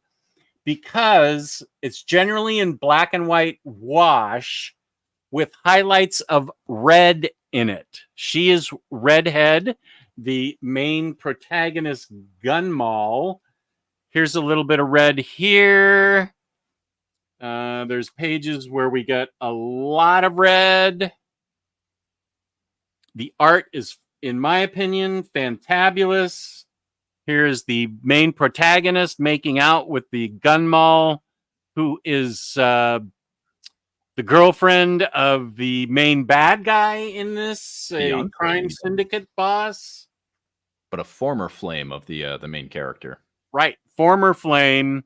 And they seem to be hitting it off again. I'm just highlighting the art because I thought the art was fabulous. See, and here's just a teeny little hint of red. I thought this was a really cool premise because not only is it great art, but it hooked me with the little touches of red in it. Okay, I'll take myself off. Yeah, Bunk, you've been waiting since November, Bunk. So many. I read this digitally, so I have it on my tablet. I don't know how well it'll show up. So many of the images, like when you get the splash pages, and you get, I think it's not just gouache, but I think there's actual watercolors that's used for this. It certainly looks like it's done on watercolor paper, right? And then there's a part later on where a guy is thrown out of a window, and it's beautiful. You can feel the motion, the impact. Trying to get through to where that is. What do you know what page it is? I can. That's what I'm trying to get to. Okay. It's after he wakes up and the cat wakes him up. Where are we? Page 60. Page 60. Okay. Just that sequence. It is absolutely beautiful. And it's the art in this book for me that makes this book a loving homage.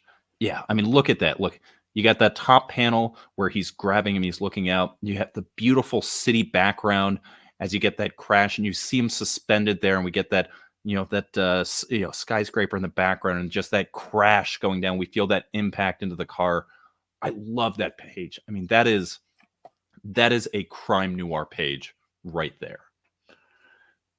This is the noiriest of these books. This is very noir since it's called Noir Burlesque. You can tell I'm having trouble. There is a lot of this cat, which is great. Yeah, I get a feeling that Enrico is a cat guy because it's a lot of the stuff that he's doing here. In a normal thing it would be look after my dog or something. And I feel like Enrico's like, no, I like cats. So normally the stuff that a dog would be doing, you'd leave a dog, but I'm gonna have the cat do it. Right. And here's the former flame with the mob boss, current mob boss girlfriend. Her fiance. Yeah, who beats the crap out of her. I'm just saying that's what happens in it. Yeah. So you've been waiting since November. What do you think? So the artwork is what does it for me for this book. That makes this a loving homage to the great noir works instead of a tropey ripoff that is just using stocks, because so much of this on its surface is just basically ripping every pulp trope that's out there and just putting it on the page right here. I mean, we get the part where, you know, the old flame, you know, he goes off to war, and she, you know, shacks up with the first, you know, guy who will have her in. And then, you know, he's going to get her connections with Hollywood, and he comes back and he does the steal her away for a day, and they go to the movies and they go dancing. And it's, you know, it's so much. And he's a real tough guy. He's you know, he's a real shystess. Yeah. Yeah, he's a tough guy. Yeah. And then we meet the cop who's you know, who ends up being his, you know, his partner, and it turns out he's hot on the trail of this mob boss because, you know, that guy iced his partner, and he knows it, damn it, but he just can't prove it. So he needs the inside guy to prove it. And it's so many of these tropes that we have seen time and time again. Excuse me, real quick. Cycle gangster talk, right? Cycle know what I'm talking about. That's right, gangster talk, right? That's Stern, Howard Stern. Okay, and just, but because of this beautiful artwork, it's not tropey to me. It's a loving homage, and so I look all past it, and I look at it fondly. It's using those pastiches, you know, it's embracing them. But if this was the same artwork as, say, Gun Honey, I'd probably be pretty critical. So the art saves it for you then? It doesn't save it. It elevates it. I mean, like, it elevates it. I thought this book was great. And so much of that was heavy lifting off the art, where it just really, it brought it to life. It made me feel like I was watching, you know, a Humphrey Bogart, you know, flick from the 40s in a way that here's where he knocks her around, so you know he's a really bad guy. Yep. You'll see the blood is red. Yeah, not cool.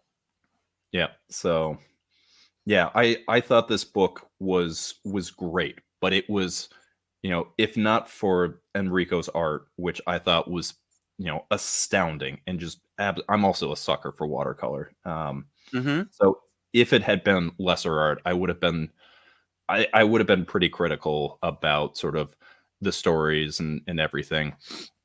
And Larry had a recent comment. How recent?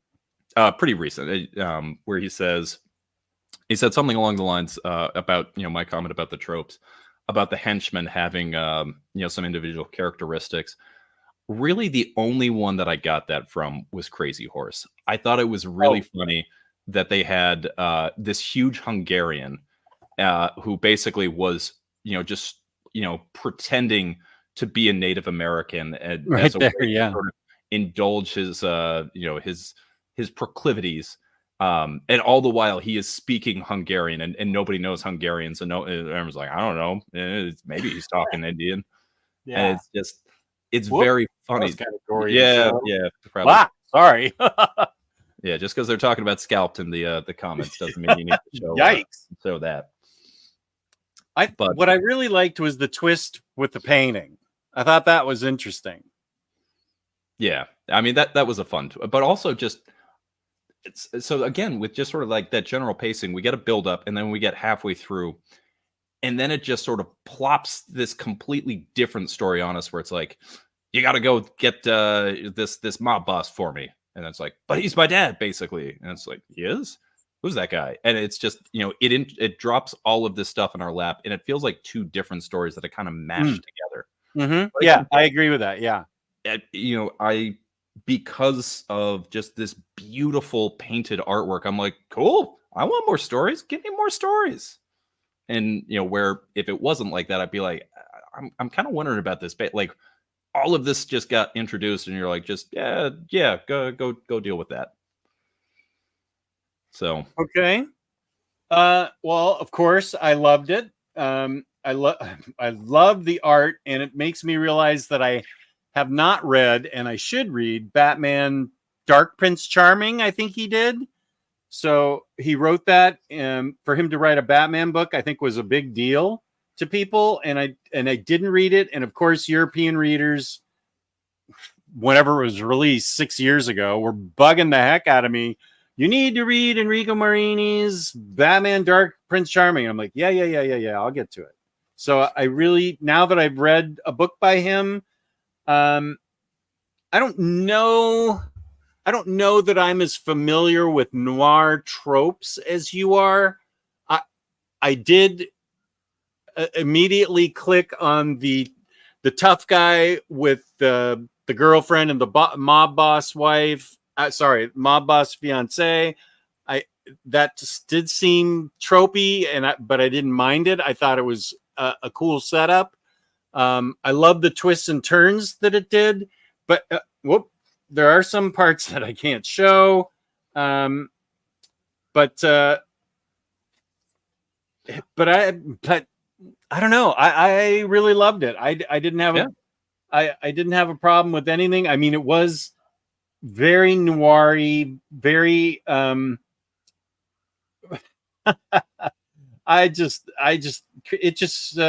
second part of the story just kind of cracked me up with the mob boss's daughter, and she was a lot of fun. She was great. Spunky kid and wise talking. Yeah, exactly. So this is another your point about the reveal about the painting that they're there for. When they revealed that, it was like, all right, that's pretty good. I thought that was a pretty good twist. So I also love this book. Maybe for different reasons than you did, but and maybe you didn't love it, but you enjoyed it. Oh, I thought this book was great. I wouldn't quite say I loved it, but I really enjoyed this book. I think this might have been Larry's book of the year when it came out. Larry and I enjoyed it to the same extent, I think. Heatseeker,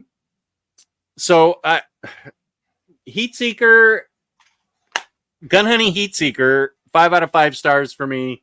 Noir Burlesque, 5 out of 5 stars for me. I'll give these both 4.5 stars. The first two Gun Hunties, because Heatseeker was such a strong 5 that it made me rethink these into 4.5 stars. Bunk gave you his thoughts on Gun Hunting, and they were completely valid points. So it's up to you, dear viewer, what the hell you're going to do with your money or your Hoopla credits. Did you read it on Hoopla? Oh, absolutely. I read it on Hoopla. Everyone. Don't say that like I'm an idiot. I just asked if you read it on Hoopla. No, I'm more just, I'm an evangelist for Hoopla. I think more, if you have access to Hoopla, go get Hoopla, go read books for free. It's great. Yeah. Oh, Andy Sedaris made movies in the 90s about super hot female secret agents who did their best thinking in hot tubs. Lots of sex, nudity, and violence.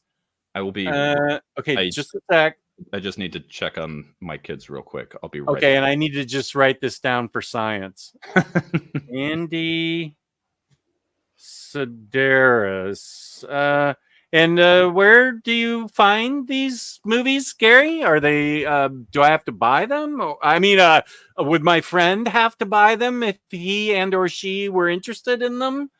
Kane was getting pasta. I'll have to wait till Bunk comes back to tell him that. Stray Bullets is easily the greatest modern crime comic. Jewish Dragons and Stray Bullets is truly dark noir, like Vantablack dark. Ooh, it's Enrico. I love him. Okay, good, Booster. I love Noir Burlesque. I thought you did. Did a review video too and had to very carefully select my scans. Yes, you did. It is very oversized. We will compare the trades to this. That was fast. Whoa, Yeah, that was the fastest you've ever been. Kids are all right. They're all set. So The kids are all right. yeah. You didn't So, even check on your kids. Yeah, here's what Noir Burlesque is in relation to the trades. It is very oversized, very nicely packaged. These were all hard case crime comics from Titan, which is a go-to now for crime comics. Just so you know, Kane was getting pasta for her dinner. nice. You were right. Nice. Also, big shout out to hard case crime. The pros side of that. They have been doing an excellent job of both preserving books that basically the copyright has gone out and you can't get otherwise, or presenting new books from different crime authors. And that was it was actually when Brubaker and Phillips started Criminal, they were shouting out that line, and that's how I got introduced to David Goodis, who was my favorite crime author ever. Some of these Sedaris movies are on Tubi. I'm not writing anything. I'm just pronouncing it. Hard Ticket to Hawaii is famous for being a super enjoyable bad movie. For my movie, buddy, I need to know, does it have a lot of sex in it? Because I'm not having her over if it does. We like to see, well, except for the scene in the room where he's trying to do it with her, but whatever. I'm trading her belly button the whole time. Her belly button, yeah. Booster Green feels like Scalped is the number one crime comic. Josh follows Marconi or Marini's Instagram. It's watercolor and ink wash. Okay. Wash is an opaque watercolor. Hard Ticket to Hawaii is great. On top of all the sex and violence, there's a large snake attacking everyone. I hate snakes. I hate spiders worse, though. Snakes. What? Rico did a Batman book, was very cool. Okay, good. You've had some Bunk. You do have some original characters in the Henchmen, though. We did follow that. Is homage when done right and trope when it fails. So this made me think of an old Penny Arcade comic, if anyone remembers. I think it's still going on, but the webcomic Penny Arcade. Oh yeah. I want to say that they were talking about the video game Darkstalkers, and they were basically talking about how it was an homage to Zelda, and it was exactly that. One of the characters like, all right, so when is it an homage and when is it ripping it off? And he just looks, he's like, when I like it, it's an homage. And like that honestly, like that is very much how I felt with this, where it's like, because it's like the art captured that feeling so well, it's giving me this like very familiar story that I've seen before. And you know, these different parts, and I'm like, oh yeah, it's just evoking all of these things and with a feel and whatnot. Whereas if it didn't have that great artwork, I'd be like, man, you're just telling me the same story I've heard a million times. So it's a homage because I like it. And I felt like the twist with the painting made the story. This is the Stern thing. Joe Corson, I hit him with 3 haymakers, right? Elliot Offen. Did I pronounce it right, Bunk? I mean, Cycle? I get my Clevelanders mixed up. Are you going to buy any of these, Bunk? These books? Like Noir Burlesque, would you consider buying it? I would consider it. Okay. You know, I've read it twice now. I don't necessarily see myself reaching for it in a stack, so I can't say that I'm planning on it. But if I saw it pop up in like a 50% off sale, yeah, I'd absolutely do it for that oversized artwork. The art is impressive. I'm 100% sure. Okay, Stray Bullets. Noir Burlesque is a mid-recommend. I return to it often just to gaze over the gorgeous artwork, but the story drowns in hard-boiled cliches and tropes. Drowns, he says. It drowns. Stray Bullets. Rodimus. Beautiful art. Story okay, but the art really immerses you to the world. It's a high recommend for me. That beautiful art, says Larry. It reminded me a bit of the gorgeous black and white Alfredo Alcala and Pablo Marca stuff from the old Savage Sword magazines. Listen to this. Brubaker Phillips are the Disney-fied version of crime comics. How dare you, Cycle? They are great. Okay, Cycle's just in here to cause trouble. Well, it's because the Brubaker Phillip comics aren't drawn by a teenager on the back of a napkin in the middle of a fever dream. Not indie enough for him. Yeah, I still haven't got to that Nate Garcia stuff. I loved Goiter. Worried about the Nate Garcia stuff. I have a feeling it's not my tempo, but I gotta give it a good try. Super hyped for the Fatale Compendium. Really wanted the deluxe HD reprinted, but hey, I've never read it, so I'm happy to read it in one sitting. You will read it in one sitting. It's one of my faves. Did wish Blasphemy Jess Gun Honey gets 10 out of 5. Rodimus a fan. Cycle yelling about. Cycle still yelling. Okay, blah, blah, blah. The day I found out I could get Hoopla in Australia, it was game over. I've read so much more than ever before thanks to their Hoopla. Love to hear it. I just, we all do blind buys, but I feel like people are better readers, better spenders of your money when you have Hoopla and you can kind of get that taste first. Like we've all had that time where we watch an overview of an omnibus and we go, oh, this sounds cool. I'm going to check this out. And then we like flip and we're like, oh, I don't think this is for me. I feel seen. My Omni overviews are extremely thorough. I mean, hey, they are. Good. That's all that needs to be said. Thank you. Fade Out. Buy things. What? That's great. I said, and they get me to buy things, and then sometimes I'm like, we have different tastes. Okay, that's perfect. Fade Out is also my favorite Brubaker book. Fade Out. Oh, Larry agrees. One of his favorites. Okay. Harvey, I'm not even highlighting you, Harvey. You're just in here to stir up trouble. Costume change noted. I need to reread Pulp because I initially was disappointed by it, but need another read. The Fade Out has to be top 3 for me. That's why you're right, JT. Yeah, I think he tore it apart, or else he went down the bat pole and just appeared in it. He has a tank top pole in his house and he goes down. I'm already in the basement, so I would have a lot of questions where a pole that I was taking would take me here. Fade Out probably a top 10 book for me, pushing 5. Okay, Cycle yelling at everybody. Yanking on the strings. Okay, you're making your point. Yes. Okay, Penny. Oh, here's Penny Arcade. Yeah, I remember it. Oh, we're already at Penny Arcade. I feel like we're moving pretty quickly through. Oh yeah, we're almost caught up. Also, well, I better stop. Okay, I'll stop.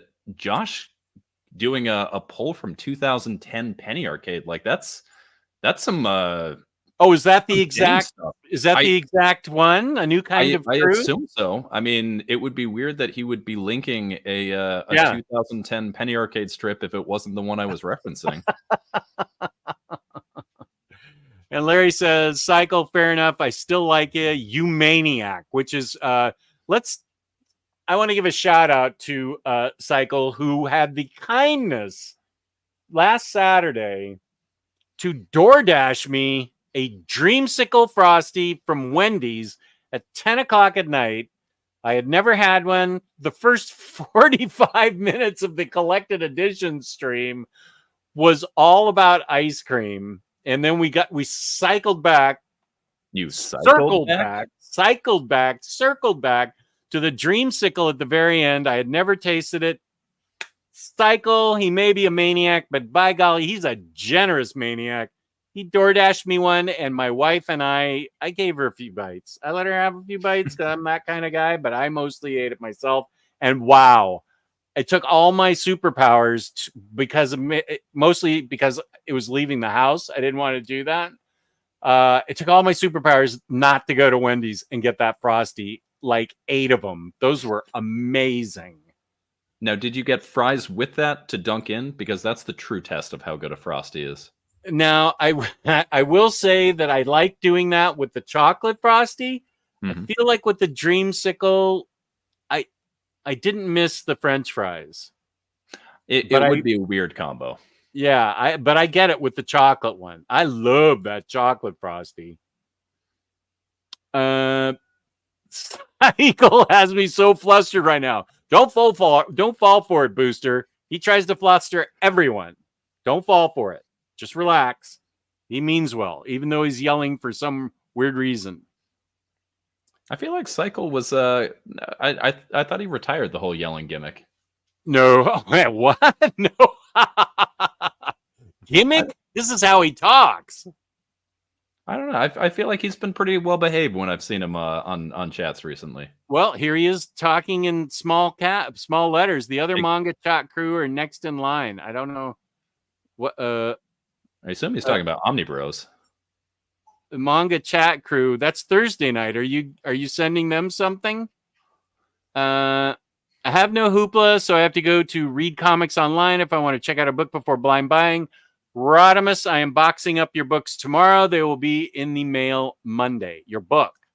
I know. I have fallen behind in that. I suck at giving away books, and I don't know that I'm ever going to do it again because I suck so terribly at it. People appreciate you for it. Yeah. Is Hayden still in the chat? I mean, where is he now that you've tanked up?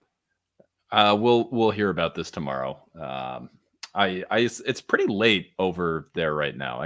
Yeah, it is like late, 6 hours ahead. So it'll be 4 in the morning, 5 hours ahead. It'll be a wonderful gift for Hayden to wake up to tomorrow. Good question. Let's get this on the important subject. Ice cream. What type of ice cream are you getting tomorrow after Free Comic Book Day? So it all comes down to if Cam's ice cream is open tomorrow. So I will be Kim's or Cam's? Cam's. So Cam's ice cream. So the shop that I'm going to tomorrow, Carolyn John's, best shop in Cleveland, is in an area of town called Cam's Corners, and there is an ice cream spot in the little plaza that it's in. That every time I go there with my daughter, I'm always like, let's go get ice cream, and they always are either not open that day or they open several hours later. Like it's an ice cream shop that doesn't open until 3 o'clock in the afternoon. And I'm there like running my errands with her, and like we're there at like noon or 1 or something. And I'm like, how is this not open now? So if that's open, I don't even know what flavors they have because it has been years since I've been able to go because they're just always closed. I think I had a lemon bar ice cream there the last time I was there, but I don't know. It was literally years ago. So I will report back if I get that. If not, I'll be taking them locally. And my go-to is salted caramel truffle. And then usually I mix up with either Lake Erie salt mine or some type of like dark chocolate flavor. Will you be reporting it in Omnidog's Discord tomorrow? I can be an ice cream friend. I can put that in there. We have a special channel for food and ice cream, cookies. That's where it should go. People want to know what kind of ice cream you're getting. I will report back. I will make that known. So if I get Rodimus's book packed up tomorrow morning and leave in time to drop it off by 1, I could go to Wendy's and be back, have eaten it all, and not be under suspicion by upper level management. You're not listening, are you, sweetie? Okay, good. Or you could just bring 4 Frosties back to the house for you, Patty, and your friends that are staying with you. And then that would be 8 Frosties because the first 4 are for me. First 5 are for me. Okay, great. But then you get to look like the hero and like, oh, it's so nice you guys are visiting. I got you guys these Frosties just for you. That's a good point. Rodimus, I am so sorry, but you are incorrect. Vanilla caramel fudge is the best flavor that Ben & Jerry's makes. And I can tell it's popular at our freaking little Safeway because it's never there. It's so popular. Try it. Vanilla caramel fudge. I don't like chunky stuff. I don't like chunks of stuff in my ice cream. This has caramel, thickle caramel ripples, fudgy caramel ripples in perfect vanilla ice cream. Oh, that would be my final thing that I would eat before I leave this mortal coil. That ice cream. That's how strongly I feel about it. As someone who grew up in Vermont and was around the classic flavors, I gotta say, fish food does it for me, man. I know that they've got new ones that are crazy I or like whatnot, fish food. Fish food's my always go-to. With that marshmallow swirl, I Mhm. love that marshmallow swirl. And that's what I mean. Other than that, it'd be kind of a classic Rocky Road, but they get that marshmallow in there, just kind of breaks it up. Oh, it's so good. It is good. I only speak the truth. Oh, he's taking exception. Gimmick. I'm 100% not talking about Omnibros. Okay. I can't wait for Booster Recommendations video. Is that something you've talked about? Something you're famous for? Oh, by the way, Bunk has a channel, Bunkmaster Beyond Comics. It is in the description box down below. Please click on it. Go to his site. Read it. Watch his channel. All kinds of good videos. Have I ever watched them? No, but I don't watch anybody's videos because I don't want to be influenced by anybody, including Bunk. If I had listened to him about gun hunting, I'd be like, Bunk didn't like it. I'm probably not even going to read it. That really is the truth. I don't want to hear anything negative from anybody before I read a comic. Afterwards, that's fine. Your points are completely valid. If I hear somebody saying something negative about a book I haven't read yet, I go in thinking negative, and that's why I avoid all YouTube channels, including my own. I never watch my own videos because I'm an idiot. Speaking of recommendations, my most recent video I did was the top 5 books you probably aren't reading right now. Oh, what a good idea. Can I steal that? I give it to you in good faith. And what is it? 5 books you're probably not reading right now? The 5 best books you're probably not reading right now. So it's about ongoing series and I mean, this one, at this point, everybody's reading. So I kind of cheated. I need to read that on Hoopla. I have Hoopla and I need to read that. Yeah. So talked about stuff like that. Talked about The One Hand. So wait, I'm writing these down so I can recommend them too. The One Hand by Ram V. And have you enjoyed that? I have. I actually like. Good. That's all I need to know.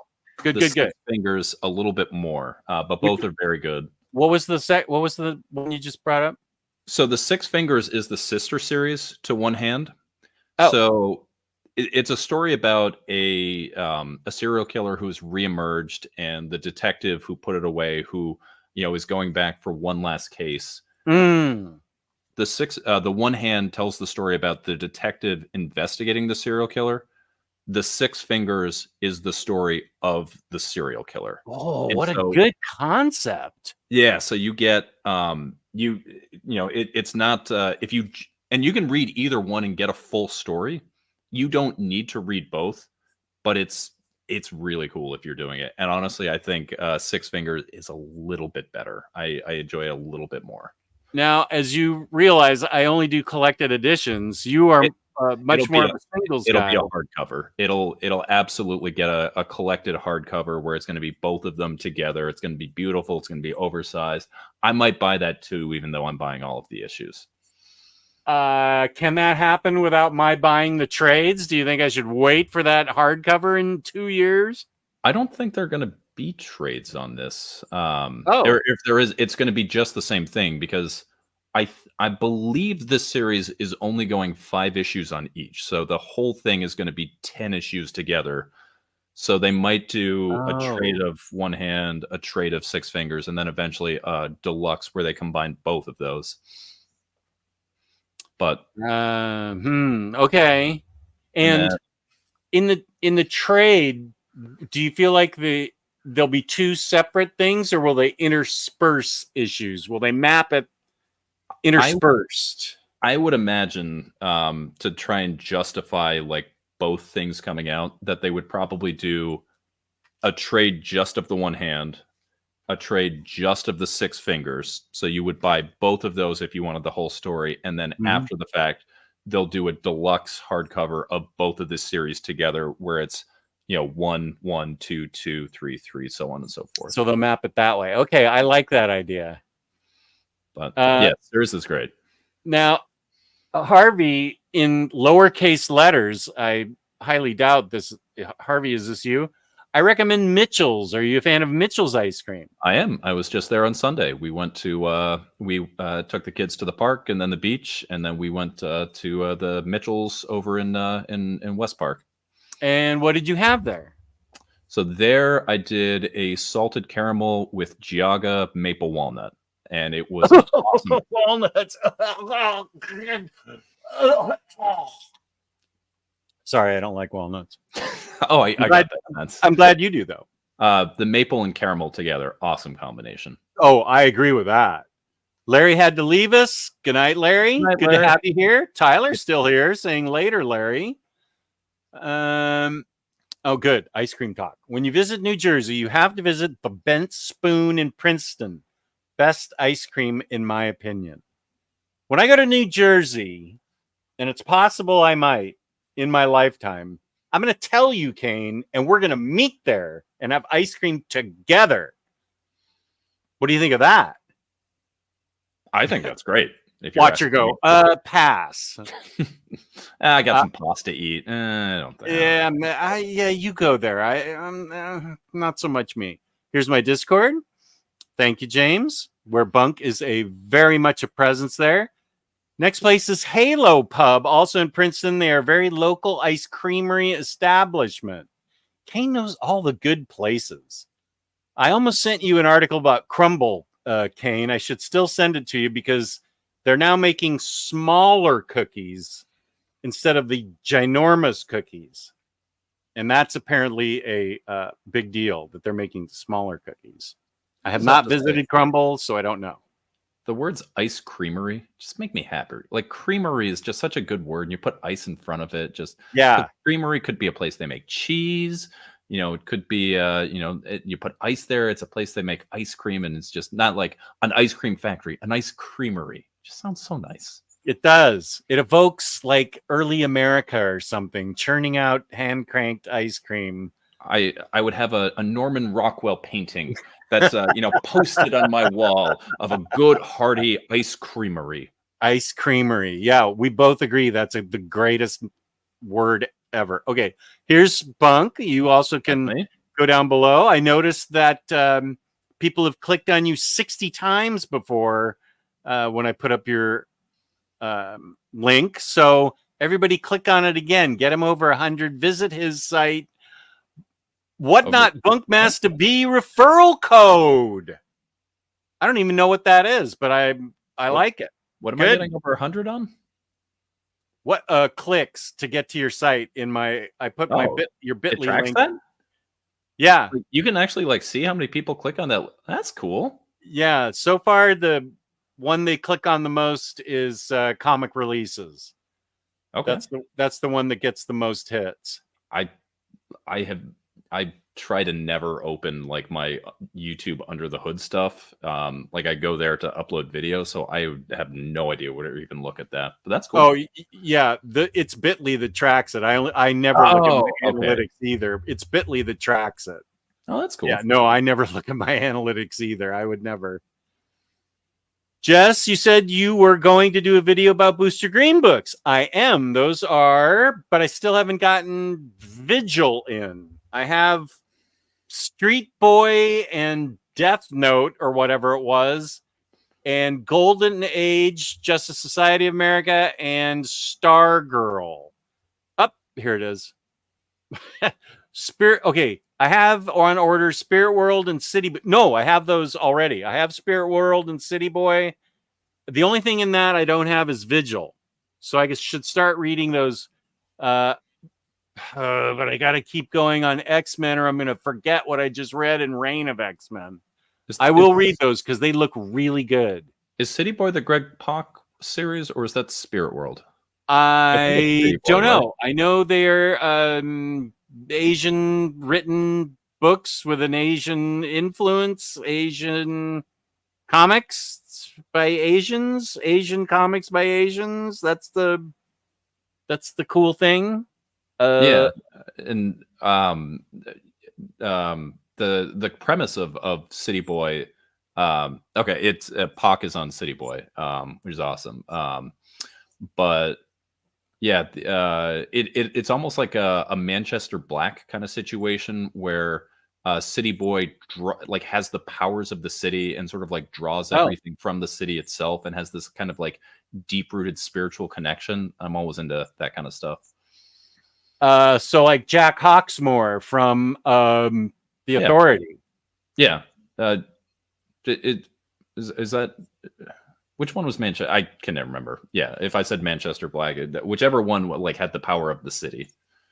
I think that was Hawksmoor. Okay. What was Manchester Black's deal? I don't remember, but I remember James Hawksmoor. Next Crime Corner, Polar Series by Victor Santos. I do have those books. I don't know if Bunk has them. All right. So I was going to say, now that we have finally gotten through and we can start talking about part of my whole objective for going on Crime Corner is I am getting you to read Kaiju Score. Because I have been yelling from the comments for you to do it this long. And now that I am face to face with you, I would say that for Crime Corner, we do a Bunk pick and we do a Jess pick. Okay. And I am, same way that we did, for this one, we did Gun Honey and we did Noir Burlesque. I'm putting it down. You are finally reading Kaiju Score. Please? Okay. Definitely. Awesome. And then you let me know what we're reading for the other one, and I can go into it a happy man. You know what the great thing is that I have so many crime comics to choose from. I love crime comics, so I will go into the crime library over there, and I will look through. I feel like I feel like I should pull something that's super laugh hard. Sonny sent me. He sent me Thistlebone, and now I know Volume 2 is out of Thistlebone, but he sent me a bunch of great crime comics from the UK. Maybe I should pick a Sonny pick. That would make him happy, and it would make me happy. So, and it would make the viewers happy because, people keep saying, get the European comics going. That is true. And that was one of my reading goals, was to read more European comics. Freaking frick. I have to read The Killer. Damn it. Maybe that can be on the other future Bunk June. June is our next one. Maybe July's The Killer will be your choice. That's 3 books though. I don't care. Well, The Killer's a long series. We'll talk about when we get there. But yeah, it wouldn't be all of The Killer in one unless that was the only book we were doing. Oh no, I'm reading the whole thing. I'm not stopping. Forget that. It's Crime Corner, man. I'm always down for an excuse to read The Killer again. Okay, good. Only issues 1 through 3, Beneath the Trees, Where Nobody Sees, are on Hoopla. How many issues are they going for? What number is that? So this is 5. This is the most recent that is out, and then issue 6 will end the series. Okay. I loved the first issue of both of those series. Oh, I'm sorry. I read the first issues of both of those series and loved it. Decided to wait for the collected editions. Are we talking about City Boy and... I'm guessing we're talking about One Hand and Six Fingers, if I had to guess. Oh, okay. These 2. Those 2, okay. I do have Polar. I'll take a look at it. Yeah, it's by Victor Santos. I will definitely take a look at it. Get off my stream, please. I do not need any of this type of disgusting discussion. I am very pro walnuts, so this is one of the few times where I'm going to agree with you. Not happening. Why? What is happening in my life? What? Especially like roasted, and they get this almost like popcorny character to them. They get. You are making me want to throw up. I am not kidding. Oh my gosh. Okay. Kane wants to meet for ice cream. Great. Good. We will meet for ice cream, Kane. And I think actually you may have someone else crashing your New Jersey ice cream party when you Oh, get further good. down in the comments. Okay. Of course we're going. You know us, Fifth Jack. Of course we're still going on here. Oh, Parker. Another good thing to contemplate from Black Belt. Parker's a great series. I've got both of the Martini editions, and I love the Richard Stark prose novels. So Oh, Mary M's joining. That's Yay! There it is. There it is. Now I want to go there. How?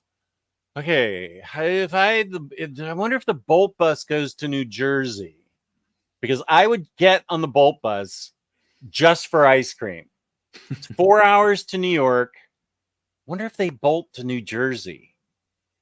And where in New Jersey would I go for this ice cream? Kane, hit me up in Discord and let's plan this. I have no problem having a bus ride to get ice cream. I will do that. If I can just, maybe I have to take the train. I don't know. I'm not driving. That's my point. I'm not driving to New Jersey. No, that's not happening. Yes, we are happy that Mary's joining us, and that is a good deal. Have to bounce to pick up my son for work. We'll now have to stop for ice cream. Good. Great stream. More Crime Corner. Have a great weekend. Thank you for joining, Gary. Thanks, Gary. Hope your son gets picked up and didn't get stranded. Have you seen the paper? Have you seen the paperback of sewn binding? I've never seen that before. I thought my book was broken. What book do you think he was talking about? Black Belt. Earlier talked about those are hardcovers. Complete Collection. I have the two. Is Parker Complete Collection a paperback? Because that would contain all of Parker. I didn't realize that such a thing existed. I knew there were like the standard size hardcovers. I didn't realize there was like a compendium. I have the two deluxes or the library size slipcase thingies, but I don't have Martini editions. Yeah, Martini editions. Yeah, right. Oh, Rodimus just needs to come to Puerto Rico so we can go eat some rice and beans ice cream. Yes, that is a thing. If I come to Puerto Rico, first thing I want is mofongo, but then I'll eat ice and beans ice cream. I have no problem with that. Okay, here's Bunk just makes content out of love. Pack City Boy. Okay, wait. Just a sec. Next, imagine that. Oh, these are your noir movies? Okay. Chinatown, yeah. Elevator to the Gallows, haven't seen. A Bout de Souffle. Rope, yep, I've seen that. Double Indemnity, seen that. Mildred Pierce, have not. Le Samurai, no. Pretty much any Takashi Kitano gangster movie, Shadow of a Doubt, The Long Goodbye. I mean, if we're talking about Long Goodbye, I mean, Raymond Chandler prose novels are just super, super classic. My copy of Long Goodbye is upstairs, so Big Sleep, the debut, is going to be here instead. But these still hold up. While you're watching the movies, maybe just give these a read. Like, you can get through them super quick. A little dated. There's a few things you're looking at, you're like, oh, I don't love him saying that anymore, but still super cool. Philip Marlowe, great American character. Oh, this is where we recognize him. Manchester Black. He must be in the Superman story when Superman puts the authority together when he leaves Earth. I think that's Tyler has it right. That's where we see Manchester Black. That's why I read that. I did read the Authority completely out of order, and I need to go back and read Warworld with that in its place where it's supposed to be. You can also see Bunk's name in the back of Kaiju Score number 4 and Kaiju Score Steal from the Gods number 2. Okay. What are you listed as? Do you get a blurb? I do get a blurb in those two, and I also did an interview with James Patrick. He's James Patrick is a super cool dude. With Aftershock going down, it makes me sad that we have fewer James Patrick books because he is an amazing, amazing writer. He even did some Harley, which I don't think you loved that run, but that's okay. You'll love his. Wait, who was he? James Patrick, the author of Kaiju Score. He also did Campisi, the Dragon Incident. What Harley book did he do? He was. I don't remember. A few issues. Let me see which ones. Yeah, I don't remember. First of all, it takes a really bad Harley book for me to not like it. I don't know that I've read something that I wouldn't. I don't know.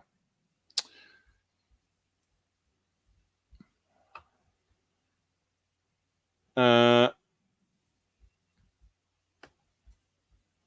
don't. Looks like he did the Harley Quinn stuff around Joker's Asylum, I guess. I don't know. I've never. I'm not sure I know specifically what you're talking about. Joker's Asylum. Credited, DC Presents Harley Quinn #1, Joker's Asylum Harley Quinn #1, Batman. Yeah, so I don't know if he wrote like full things, but he wrote at least some. He wrote some Harley stories. I don't think I've read them. Maybe you already love James Patrick then. Maybe Could you read be. them and you didn't. Yeah, of course, James coming through. DC Comics presents Harley Quinn #1 from 2014. Is that collected? Yeah. Oh, DC Presents Harley. Where is it collected? Somewhere. James, where's it collected? It's got to be collected somewhere. Yeah, let's go. You need mofongo, a burger from Buns, and fries from El Mesón. Where am I getting my ice cream of beans and rice? Oh yeah, Freddie's got some good looking Reese's ice cream that he showed me the other day. Amtrak may be the best, and yes, don't drive to here. I won't. Can I get a shake instead? Hey, up to you. Sure, shake's just as good. LOL, fillings doesn't take to ice cream too well. Oh, your fillings. Yeah, okay, I get that. I'm so old, all my fillings have been replaced with either other teeth or whatever the plastic goop is they put in now. Like other people's teeth? Like you took their teeth and like put them in yours? I didn't ask the source of the crowns that they put in, so possible? Any list that includes the long goodbye is automatically correct. I don't like this lowercase typing from you, Harvey. Get with it. Okay, that makes me sick to my stomach, Booster. Why would you do that to me? I thought we were friends. Well, so in that case, would you? No. If you were to pour, that soda, would that be a way that you were showing a book that it was good? If I poured walnut soda on it? Yeah, because you love root beer, but pouring a substance you love on a book, you reserve that for books you hate. So if it was a soda you hated, would that be for books you love? Walnut soda could replace it. I usually pick the worst root beer you could get, which in my opinion was Barks. That is terrible root beer to me, and that's usually, or Diet A&W. That's what I poured on root beer back in the root beering days. Oh yeah, I just got these books in. I read Texas Blood on Hoopla. I read the first two. Loved them enough to buy them. Got the third, and also bought Enfield Gang Massacre, which sounds, I believe, like a prequel book. But either way, have you read these books, that Texas Blood on Hoopla? I have not. I own the first arc. I got it from like a dollar bin, and I still have not read them. I don't know what you'd think of them, but I loved them, and I highly recommend them. The second one has a supernatural element to it. Sweet. The first one is actually the second one's really, really good. It's got I believe it's got a PI from LA that's trying to track down some girl that's involved in a cult. It's a supernatural cult in this tiny little Texas town. Haven't read the third one. Jacob Phillips' art is really, really good. And the writing by Chris Condon is awesome. I will recommend those to you. That would be, you know what? Maybe that will be my Crime Corner recommendation. That's 4 books. They're thin trade paperbacks. You can get them all in Hoopla, so you wouldn't have to pay for anything. I, of course, always buy physical media for some reason because I have a channel, and I tell Patty I have to have these books because I have a channel. And probably 1% of my books have appeared on my channel. I will say, as someone who has used Hoopla to like present books for videos, it's so much more work. Like physical makes it so much easier. I know you get it. I have done Hoopla before, and I'm like scrolling through. And I haven't even like I've done like you do screen caps and like you edit that, and you have to do a whole. It's so much more work than being like, here are my. Speaking of that, did you get the manicure? Have you moisturized? How are the hands doing? Manicure? Oh, those are looking great. Thank you. They're positively shimmering right now. My hands are still a little dry. I put moisturizer on them every night. And I have not gotten a response from that man's wife yet, but I also haven't put out new overviews for her to see. So next overview, I'm going to make sure I say, check my hands out. What do you think? I have not gotten a response from that man's wife. Not a sentence I expected to hear in references to getting a pedicure. Not pedicure, manicure. Manicure. Sorry, manicure. It was his wife that said his hands need moisturizer and he needs a manicure. And I took that as not a critique, but a tip for better presenting of overviews. Because all you see is my hands. Let's remember, these are 65-year-old hands, but they could use a little more moisturizer. I get it. How did you enjoy the manicure? Like, did you find it to be like calming and peaceful? I just clipped my nails. I have had a manicure before, but I have not done that. Hines Ward famously got a manicure before every game. He said that was the only way he wanted to catch the football. With manicured hands. Which, I mean, when you're a wide receiver, your entire game is your hands. I'm not arguing with the Super Bowl MVP. I mean, he was also one of the dirtiest players in the game. But, maybe a little bit of that, but Bunk and Torsten of Literature. Oh, Literature and Pictures. Review on The Killer by Yakamon and Mats. I have seen Literature and Pictures. I do not know him personally, but I have seen him on my chat. Fair warning for anyone who wants to click on that. It's a really fun conversation. When Torsten and I talk about books, we talk a long time. So strap in, get ready. And also there's like probably a half hour of basketball talk before we actually start about any of the actual stuff. I will say I'm impressed how we did get to the books and got right through them before we got off topic. We only got sidetracked a little bit. I mean, it was like 40 minutes before we actually started talking about the books, going through the chat. But honestly, like I don't know that I've ever seen an Omnidog chat stream that goes where the topic is broached before the 1 hour mark. So the fact we did it at 40, that's the power of the suit. That suit means business. Yeah, I think so. Mofungo, yeah. Pakula conspiracy movies. I do not know that. Yes, the Parker Complete Collection is a sewn binding paperback. It really, really threw me off when I first got it. Okay, instead of glued.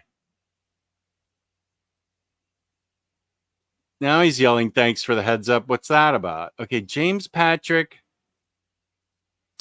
DC Comics presents Harley Quinn #1. He just wrote one?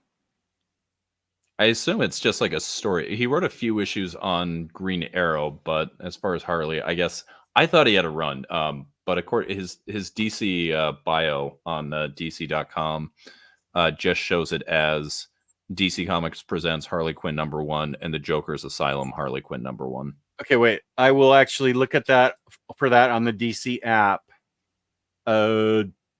James Patrick, who also wrote Kaiju Score. James Patrick. DC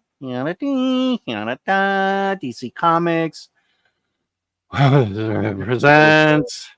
So the first one he did for Joker's Asylum, he did that with Joe Quinones. All right, Oh, HQ #1 and Joker's Asylum. Okay. I may get to Andy Sedaris's movies before I do that, but we'll see. But DBZ, Bunk and All-Star. I mean, Bunk and Jess. Is this the world's best crossover episode? Yeah, buddy. What's going on, Steve? How's Monty doing? Razor's here, live on a Friday. Hunk's got the guns out and the chest hair on display. Where is Hayden? He must have gone to bed. Next Imagine Out, I'm so sorry. I skipped your. Let me go back. I'll give you. This is for Bunk. So, Bunk, another hot tip for you. I haven't seen it yet, but there is a supposedly very good to excellent new German man meets Melville ultra minimalist heist noir called Scorched Earth, making the International Film Festival rounds that may arrive near you via festival or art house release later this year. Been hearing consistently that it's on par with The Driver or Ronin for what it's worth. You know the movie I want to see next Imaginaut? That Joker movie by that comedian. It's not called, it's like something Joker. What am I thinking of? She transitioned and it's making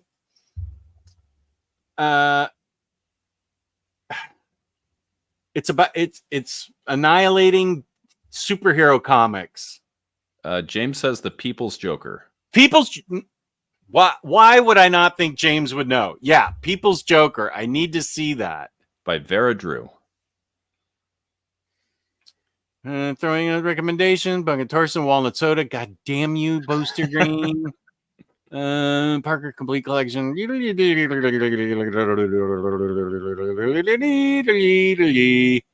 Bunk, if Jess was a Power Ranger, what color would he be and why? I think that's a good question.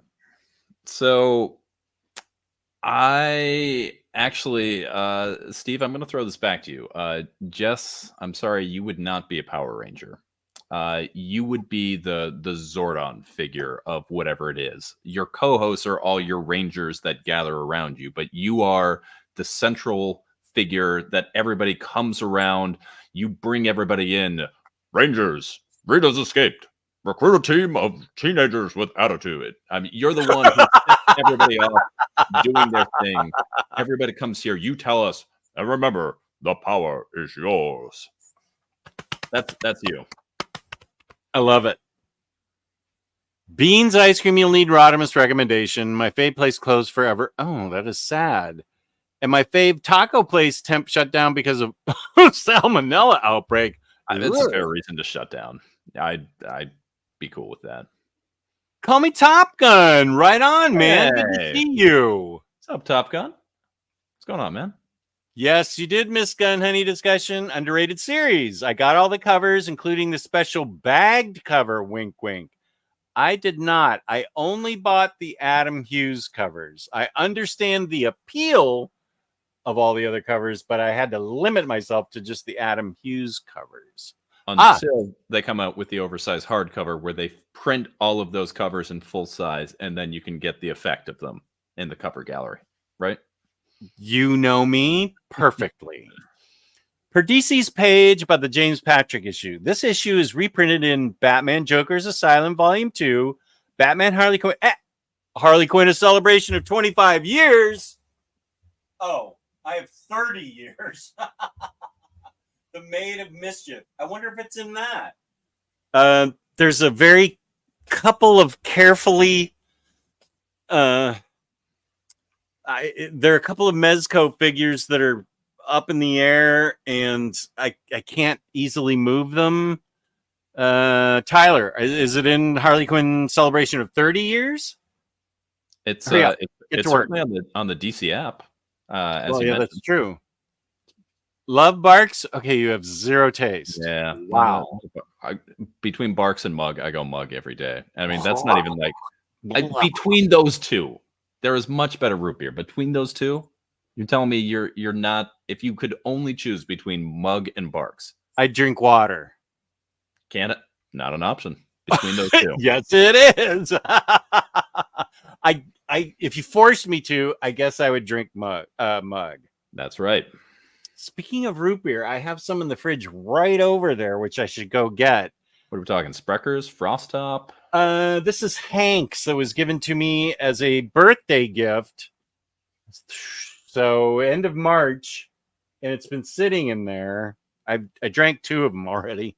But yeah, it was not bad. Okay. Did you throw away all your bad root beer? Or do you still have some? I honestly don't know. Why not try birth beer? Ew. Some that special aftertaste of placenta? I know you meant birch beer. Okay, so real quick story time. Okay. So shoot, am I frozen right now? No. It's just frozen. Are we frozen? Which one of it? Okay. All right, cool. I don't see anything. You're Chat. okay. I'm okay. Chat, are we okay?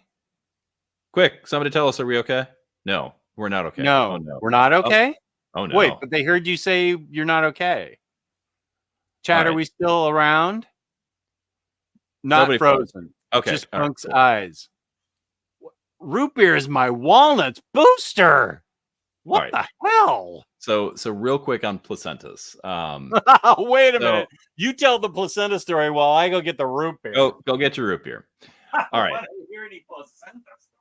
So back when my wife and I we're pretty in our early days dating. One of the things that we'd like to do, we'd figure out a night where we would come together and we would cook a new recipe. And it was this like kind of fun thing while we're still, we haven't moved in yet. We are trying to find reasons to go.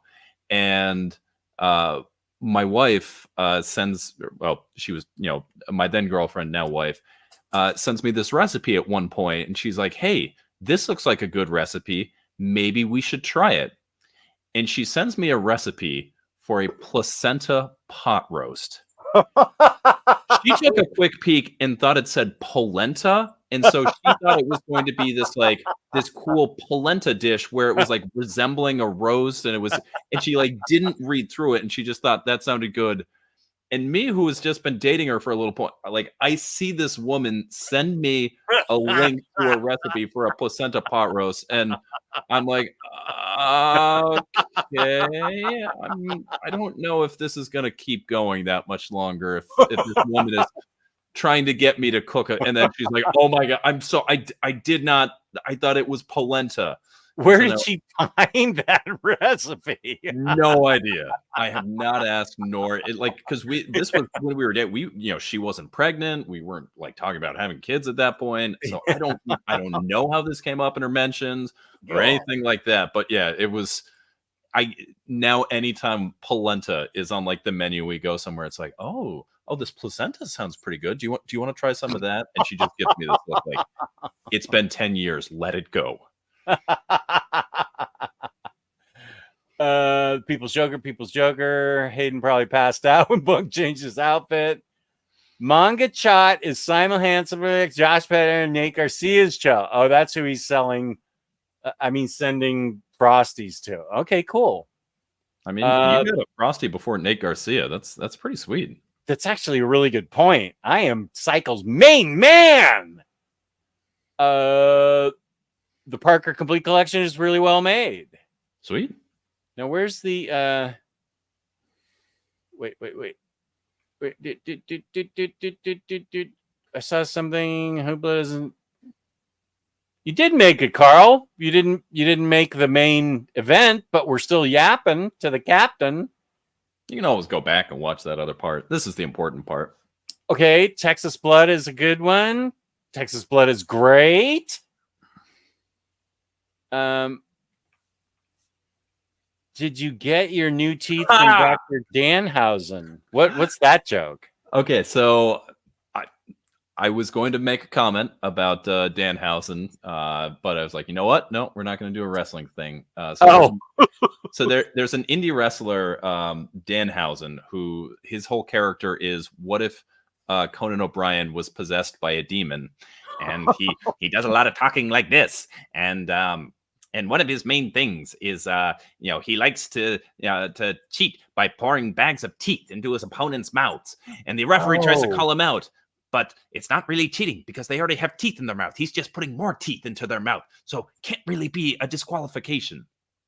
And so, yeah, like when you were saying like they put teeth in my mouth. Oh, that's very much like a Danhausen thing that he does. Okay. Hoopla doesn't let you screen cap now. Oh. There are ways around it. Okay. A series you should be able to read is the Canardo series by SoCal. Oh, I know that name, SoCal. An overweight duck in hard-boiled stories. Speaking of that, in the future, we should be reading Black Sad. I have read I think like 2 pages of Black Sad, again because I tried reading it on my work computer. And like 2 pages in, I was like, I can't get away with this on here. Black Sad's great. Yeah, I would love to read it, but I couldn't read it at work. And so then I just read Gun Honey instead.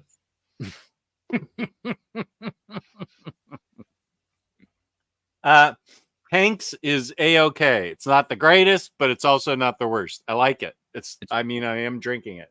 It's gourmet. It says so. Oh, yeah. Philadelphia. If Kane's still here, she's from Pennsylvania. Philadelphia-ish. Cane Sugar. That's a good sign. Also, the Granville books. Have you ever read those? No, I don't even know those books.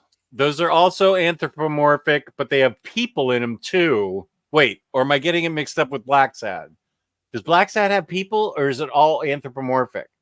I'm getting it mixed. I'm getting Granville and Black Sad mixed up. They're both great. One has people in it too, though. This book has anthropomorphic animals in it. Okay. And I definitely do want to read things happen to them. Yeah, it's okay if they're anthropomorphic, I think. I've seen Body Double. I saw Body Double back in the theaters when it came out. That's how old I am. Good movie. Parker, manga chat. Next match is we know it just really needs to see and weigh in on is De Palma's Femme Fatale or just Verhoeven's Basic Instinct. I have not seen Femme Fatale. Where can I find it streaming for science? People's Joker by Vera Drew. Yep. Bunk is 100% accurate. I think that was the Zord comment or whatever. That makes sense. I know that I'm 100% accurate. I was just wondering what it was about in this case. Am I also the Captain Planet of comics? Yeah, I messed up. I had Zordon say the power is yours, which is a Captain Planet thing. In fact, there's a GIF of me saying it on the Bunk and Omnidog GIF channel on the Discord. I love that we have that. You should be lucky that I'm still letting you have a GIF side. That channel is supposed to just be thirst trap GIFs of Bunk, but I allow for there to be a Omnidog GIF in there. Femme Fatale is right up Jess's alley. Okie dokie. Just a sec. For science, Femme Fatale. I'll put that it's a movie. And Freddie, you'll be happy to know that I'm going to take all my sticky notes and put them in that book you gave me. Movie. Because I have 400 sticky notes all over the place. Marcelo thought it was a great answer. Your Power Rangers. Okay, that was okay. I'm not that far behind. No, nobody froze. Nobody froze. You're okay. You were all right. Everybody okay. The kids are all right. This is all right. Jazz is all right. Funk is all right. They just have a little lag. That is so awkward. I don't like this game anymore. What game were we playing? This might have been when I was telling my story about the placenta pot roast. Yeah, that was gross. I thought so too. I did not want to get that text.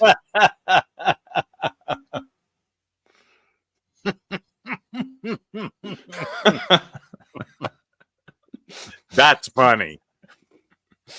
Yes, I knew you meant birch beer, and that is upper management's favorite thing, especially when we go to the beach in Rehoboth. Birch beer the entire time, and that is different from the root beer. It's similar but different. How's she feel about sarsaparilla? I think that's a little. I don't know that she's had that. I've had that, and I actually once I had sarsaparilla, I understood why the medicinal taste thing that the Japanese and the South American palate feel like root beer tastes like medicine to them. I did taste that taste like a cough drop medicine type thing in sarsaparilla. Have you ever had Moxie before? I have, because my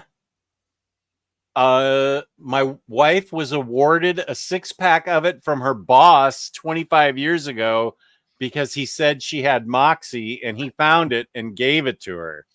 I don't remember how it tasted, but we were like, wow, Moxie, I've heard of this. Let's try it. I don't remember it. So Moxie is basically, it starts off as a really mild root beer, and then it ends with this crazy, intense, bitter aftertaste. Oh, that comes from the gentian root that I weirdly kind of like. And it dries out your palate a little bit, so it like kind of makes you want to drink more.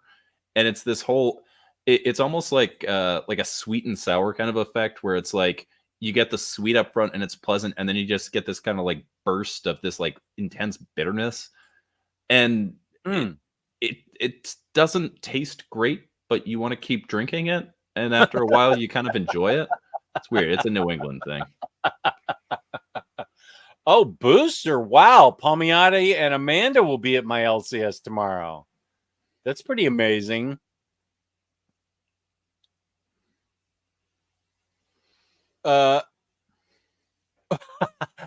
Next Imagine, I'm not going to put that up, but I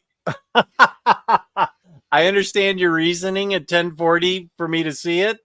That's all you had to say. I'm totally in. It goes to the top of my 10:40. We're only 7 minutes behind. This must be a record. Peeps need to read Beneath the Trees Where Nobody Sees. Boy, I have been hearing that over and over. Yeah. And you can find out more when Omar of Very Fine Condition interviews him on Patrick Horvath on the 7th. I know. Everybody's birthday, including my channels. And as a birthday present, we're getting Patrick Horvath talking to the internet, and I want to hear all the things that guy has to say. Okay, chat.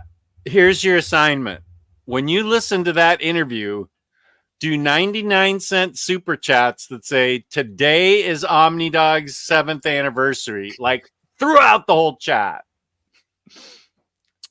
I think I would appreciate it. Confused because they're going to say, yeah, Omar's going to say, no, he's been married to Patty a lot longer than that. What are you guys talking about? Jess, please explain to my lady why dupe is awesome. Dupe, I don't know where I read Ecstatics, which was my first exposure to dupe. Wait, let me take this down so we can see the full dupe effect. Take me off the screen. Get go full screen. Show off that dupe. This is okay. This is Dupe. He is in Ecstatics. Ecstatics is a book that is basically a reality show about young superheroes. And Dupe is in there, and he floats around with a camera, videotaping everything, speaking in an unintelligible foreign language that all the Ecstatic members seem to understand. Even though he's speaking in a foreign language, he is somehow hilarious in this book. There's also a Dupe book that Freddie had me get, and I have not read it yet, but if it's all Dupe, it's okay with me. So Dupe is throughout Ecstatics, and he is somehow hilarious. He's lovable. He is a good guy. He's one of my favorite characters in comics. He just is kind of a lovable, above it all, easygoing alien green thing that I guess is a Peter Milligan invention that Mike Allred draws amazingly. And it's hard not to love him. I mean, he's very lovable. I got this. So you gotta love Dupe. Dupe's so lovable, even though you can't understand what he's saying. We vibe. I feel like all Dupe is okay with me, or is all right with me, would make a great memoir title.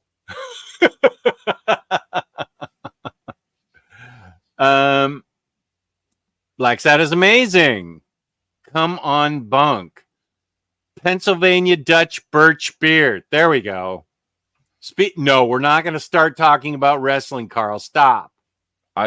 Someone talking about wrestling? No, we're talking to Kane now. I am born and raised in the great state of New Jersey. Oh, you're in New Jersey. I thought you were in Philly. I've been to Philly many times, though.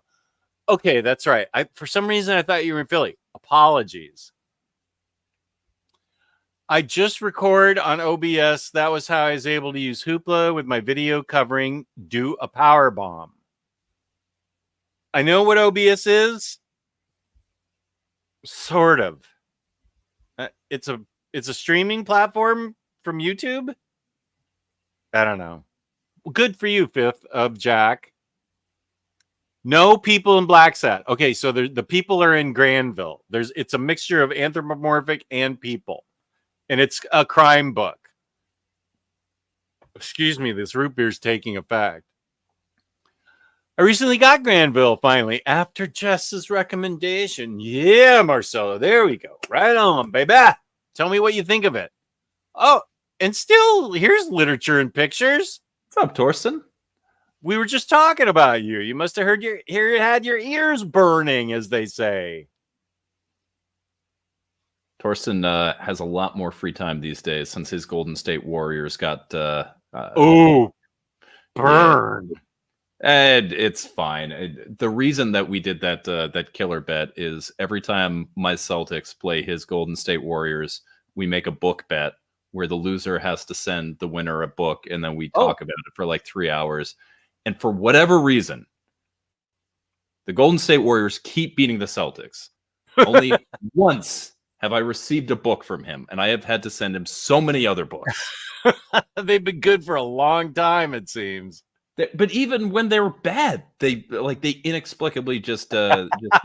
So you know what? Yeah, Torsten can get that coming his way. A lot more free time these days.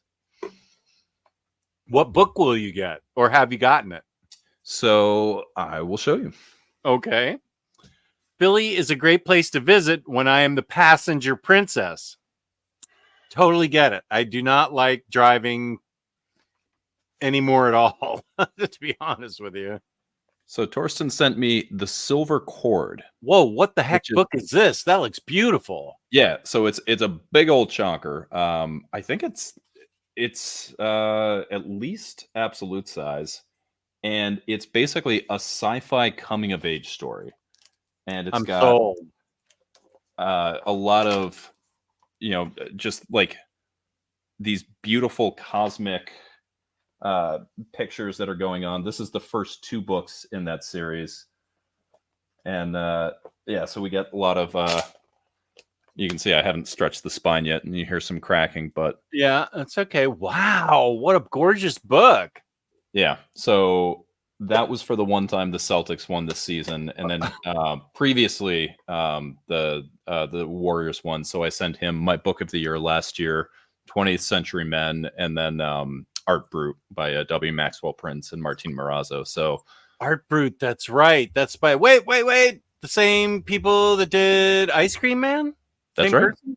W. Okay. Maxwell Prince and Martin Morazzo. Right. And Chris O'Halloran and good old Neon. I remember that.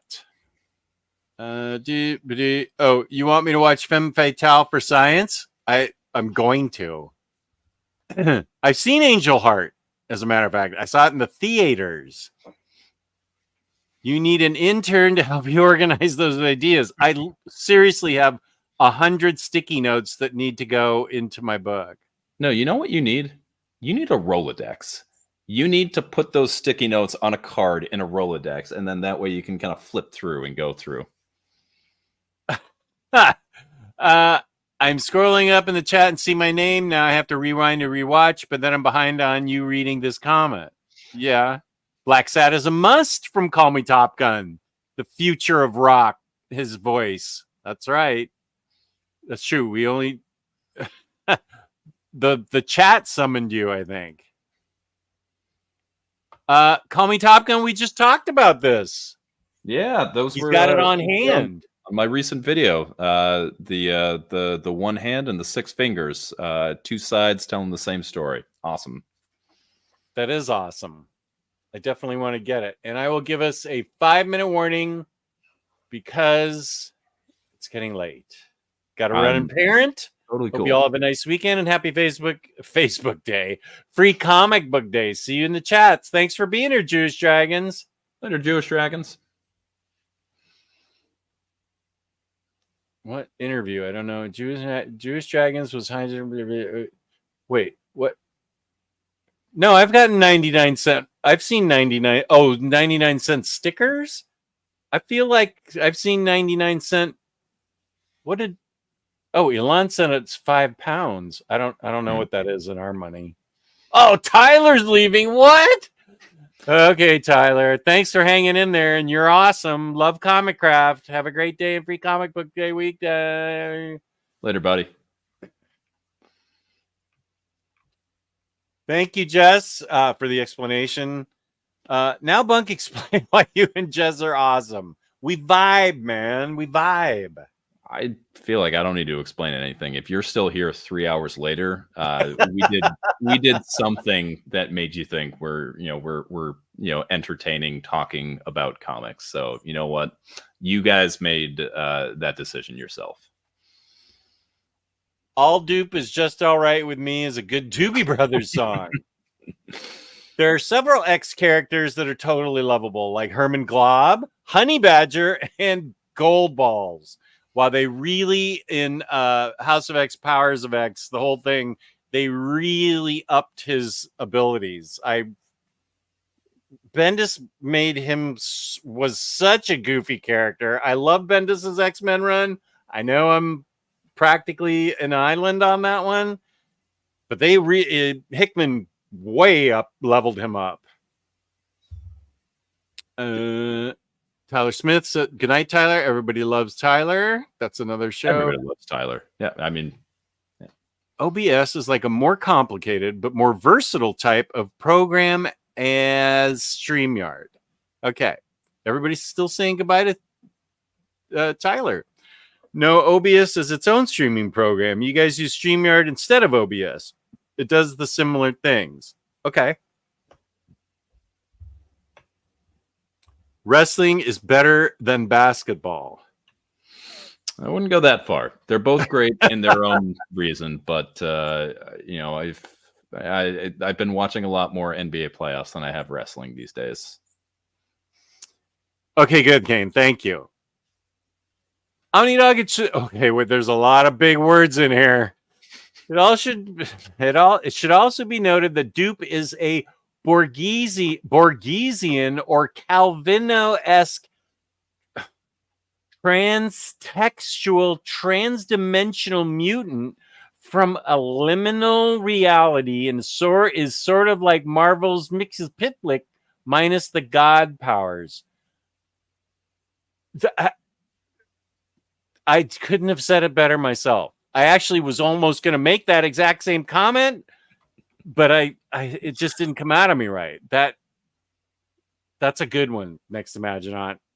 I did not realize that that dupe was a Calvinist. That Calvino-esque or Borgesian transtext.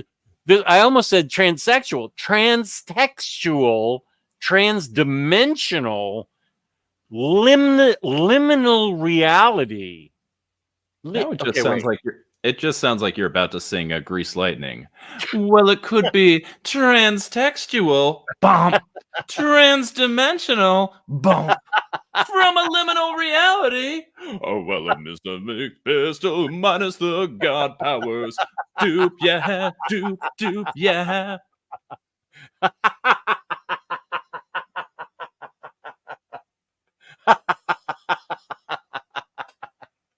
Siri, what is liminal reality?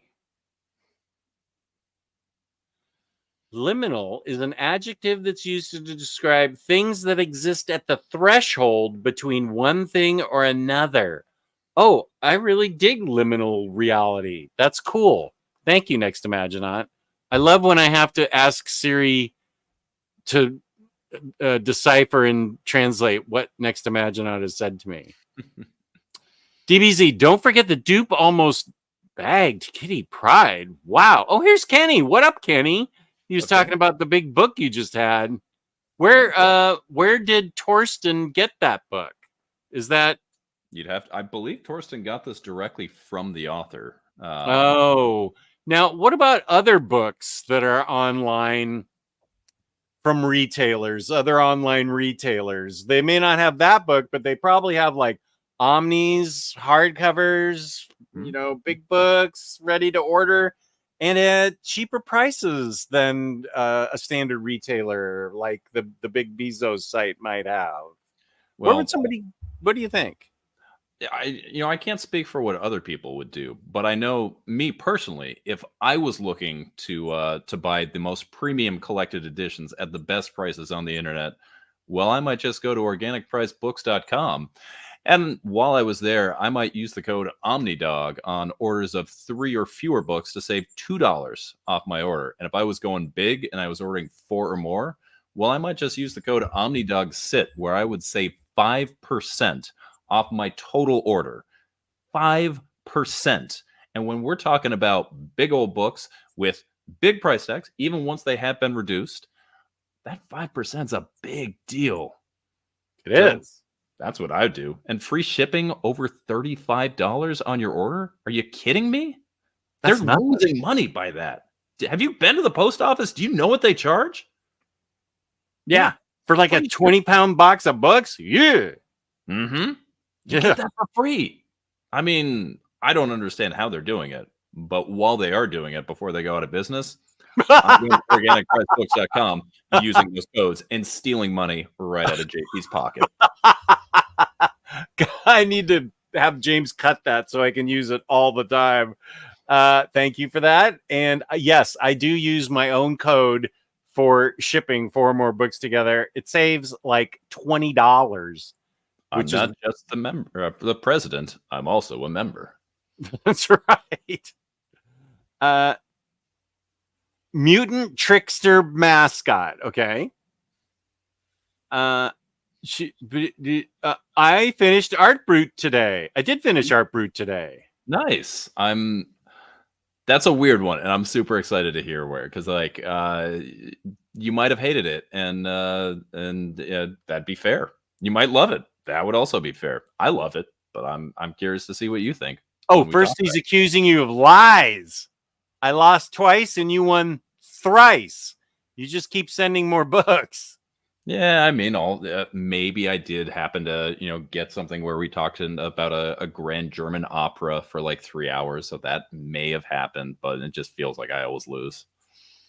Grand German Opera. Yeah. Whoa. Wagner's The Ring has 2 comic adaptations, and they're both great. One of them was illustrated by Gil Kane, right?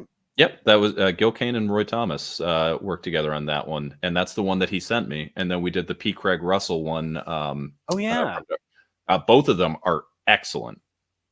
I collected that one by Gil Kane. Boy, I haven't seen that in years. I know I collected it though. Anyone in Philly needs to go to Partners and Son tomorrow for free comic book day. Okay, Harvey. That silver cord book has an amazing cover. The whole thing looked amazing. Right? And just, I don't know what it actually, costs to get it because I wasn't the one that bought it, but just you can see on the back cover, the price tag looks like it says $39.99. Which for that?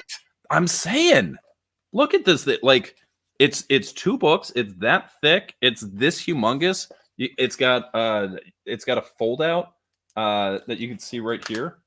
Look at this. Holy smoke, what a value. Look at this. It looks like a couple fold outs. Yeah, this is like Odyssey, which was unreadable. Sorry. But I mean, like that first issue had the like. Oh, whoa! And this is only one side of it. By the way, it still goes like that. Careful! Look at that! Wow.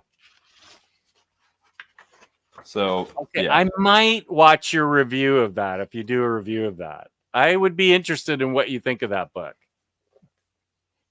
I would actually watch a YouTube review of that. If it's like anything like Torsten's and mine previous ones, it'll be about 4 hours long, and it'll be great. It'll be a lot of fun. So come check it out whenever it happens. A gorgeous book from someone with a heart of similar radiance. Aw, Steve, you're always saying the nicest things. Bang didn't make Bunk top books of the year. Boo. No, I have the second volume. I need to review and put that up. I guess try harder, make better books. I don't know what to tell you, man. Jess is being the elite. I'm pretty sure that's Kenny Omega and the Young Bucks. I didn't understand anything you just said, but okay. Someone in the chat will get it. Is that a compliment? Sounds like a compliment, but maybe, I don't know. I mean, Kenny Omega is Daniel Warren Johnson's favorite wrestler, so I'd say that's a compliment. Oh, okay. Oh, we're losing Booster. Bye for now. Actually, yeah, we're 10 minutes past my 5-minute warning. Happy Free Comic Book Day. Well, I had plans for a Star Wars Batteries in the Batcave, but upper management put the kibosh on that. So Bunk is definitely having plans. He's going to Free Comic Book Day, the ice cream, the kids, the wife, the whole thing. They're all going to Free Comic Book Day. They're all getting ice cream. They're all having more fun than I will.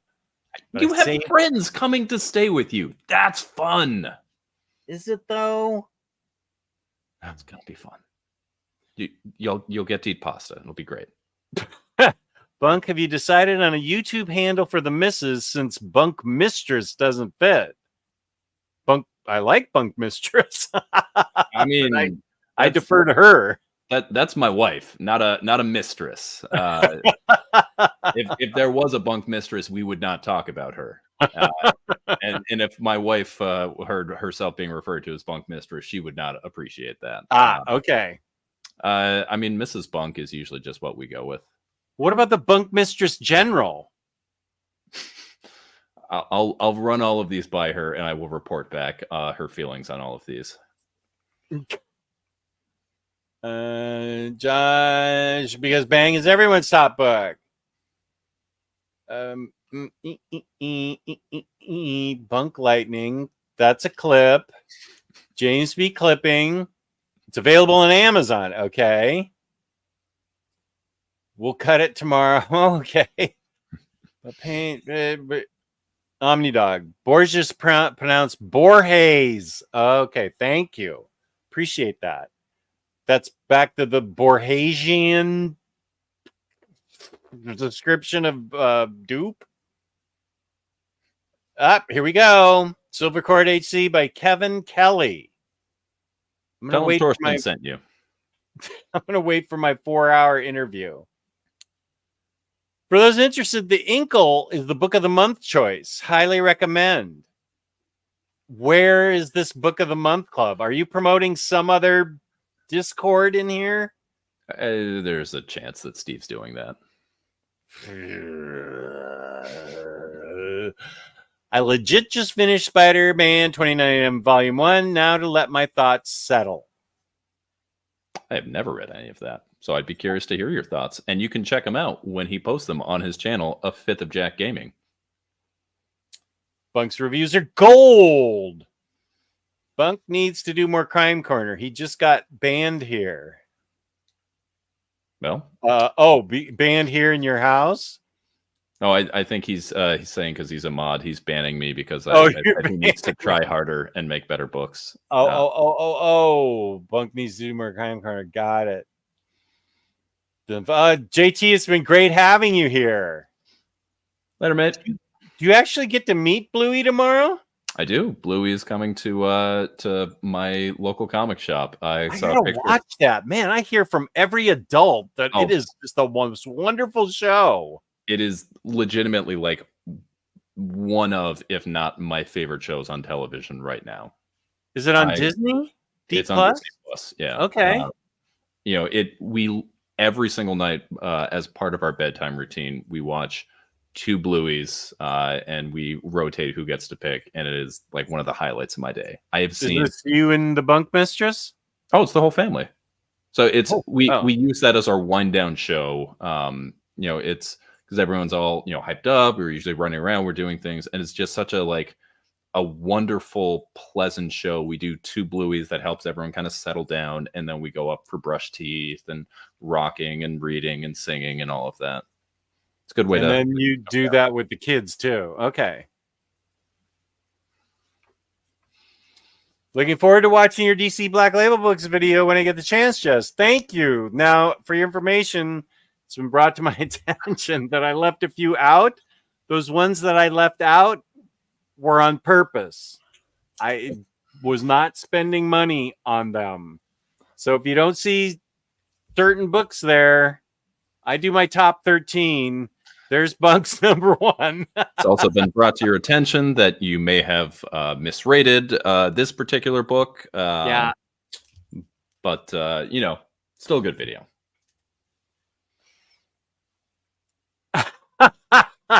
This is what we were going to do. Is having people over better than showing favorite single issue covers or getting blasted by the chat over your art books? Not for me. No, my choice was to have you on and to show favorite single issues and talk about Star Wars. You can still kind of have a Star Wars night since Sunday is Cinco de Mayo. Monday is Revenge of the 6th. Nice. Except guess what? They're spending 2 nights, not just 1. 2. And they're using my bathroom. Never heard anyone so angry to be seeing their friends. Somewhat fine condition. I see. Team Omnidog for life? No, take that question mark out. We talked crime long time ago.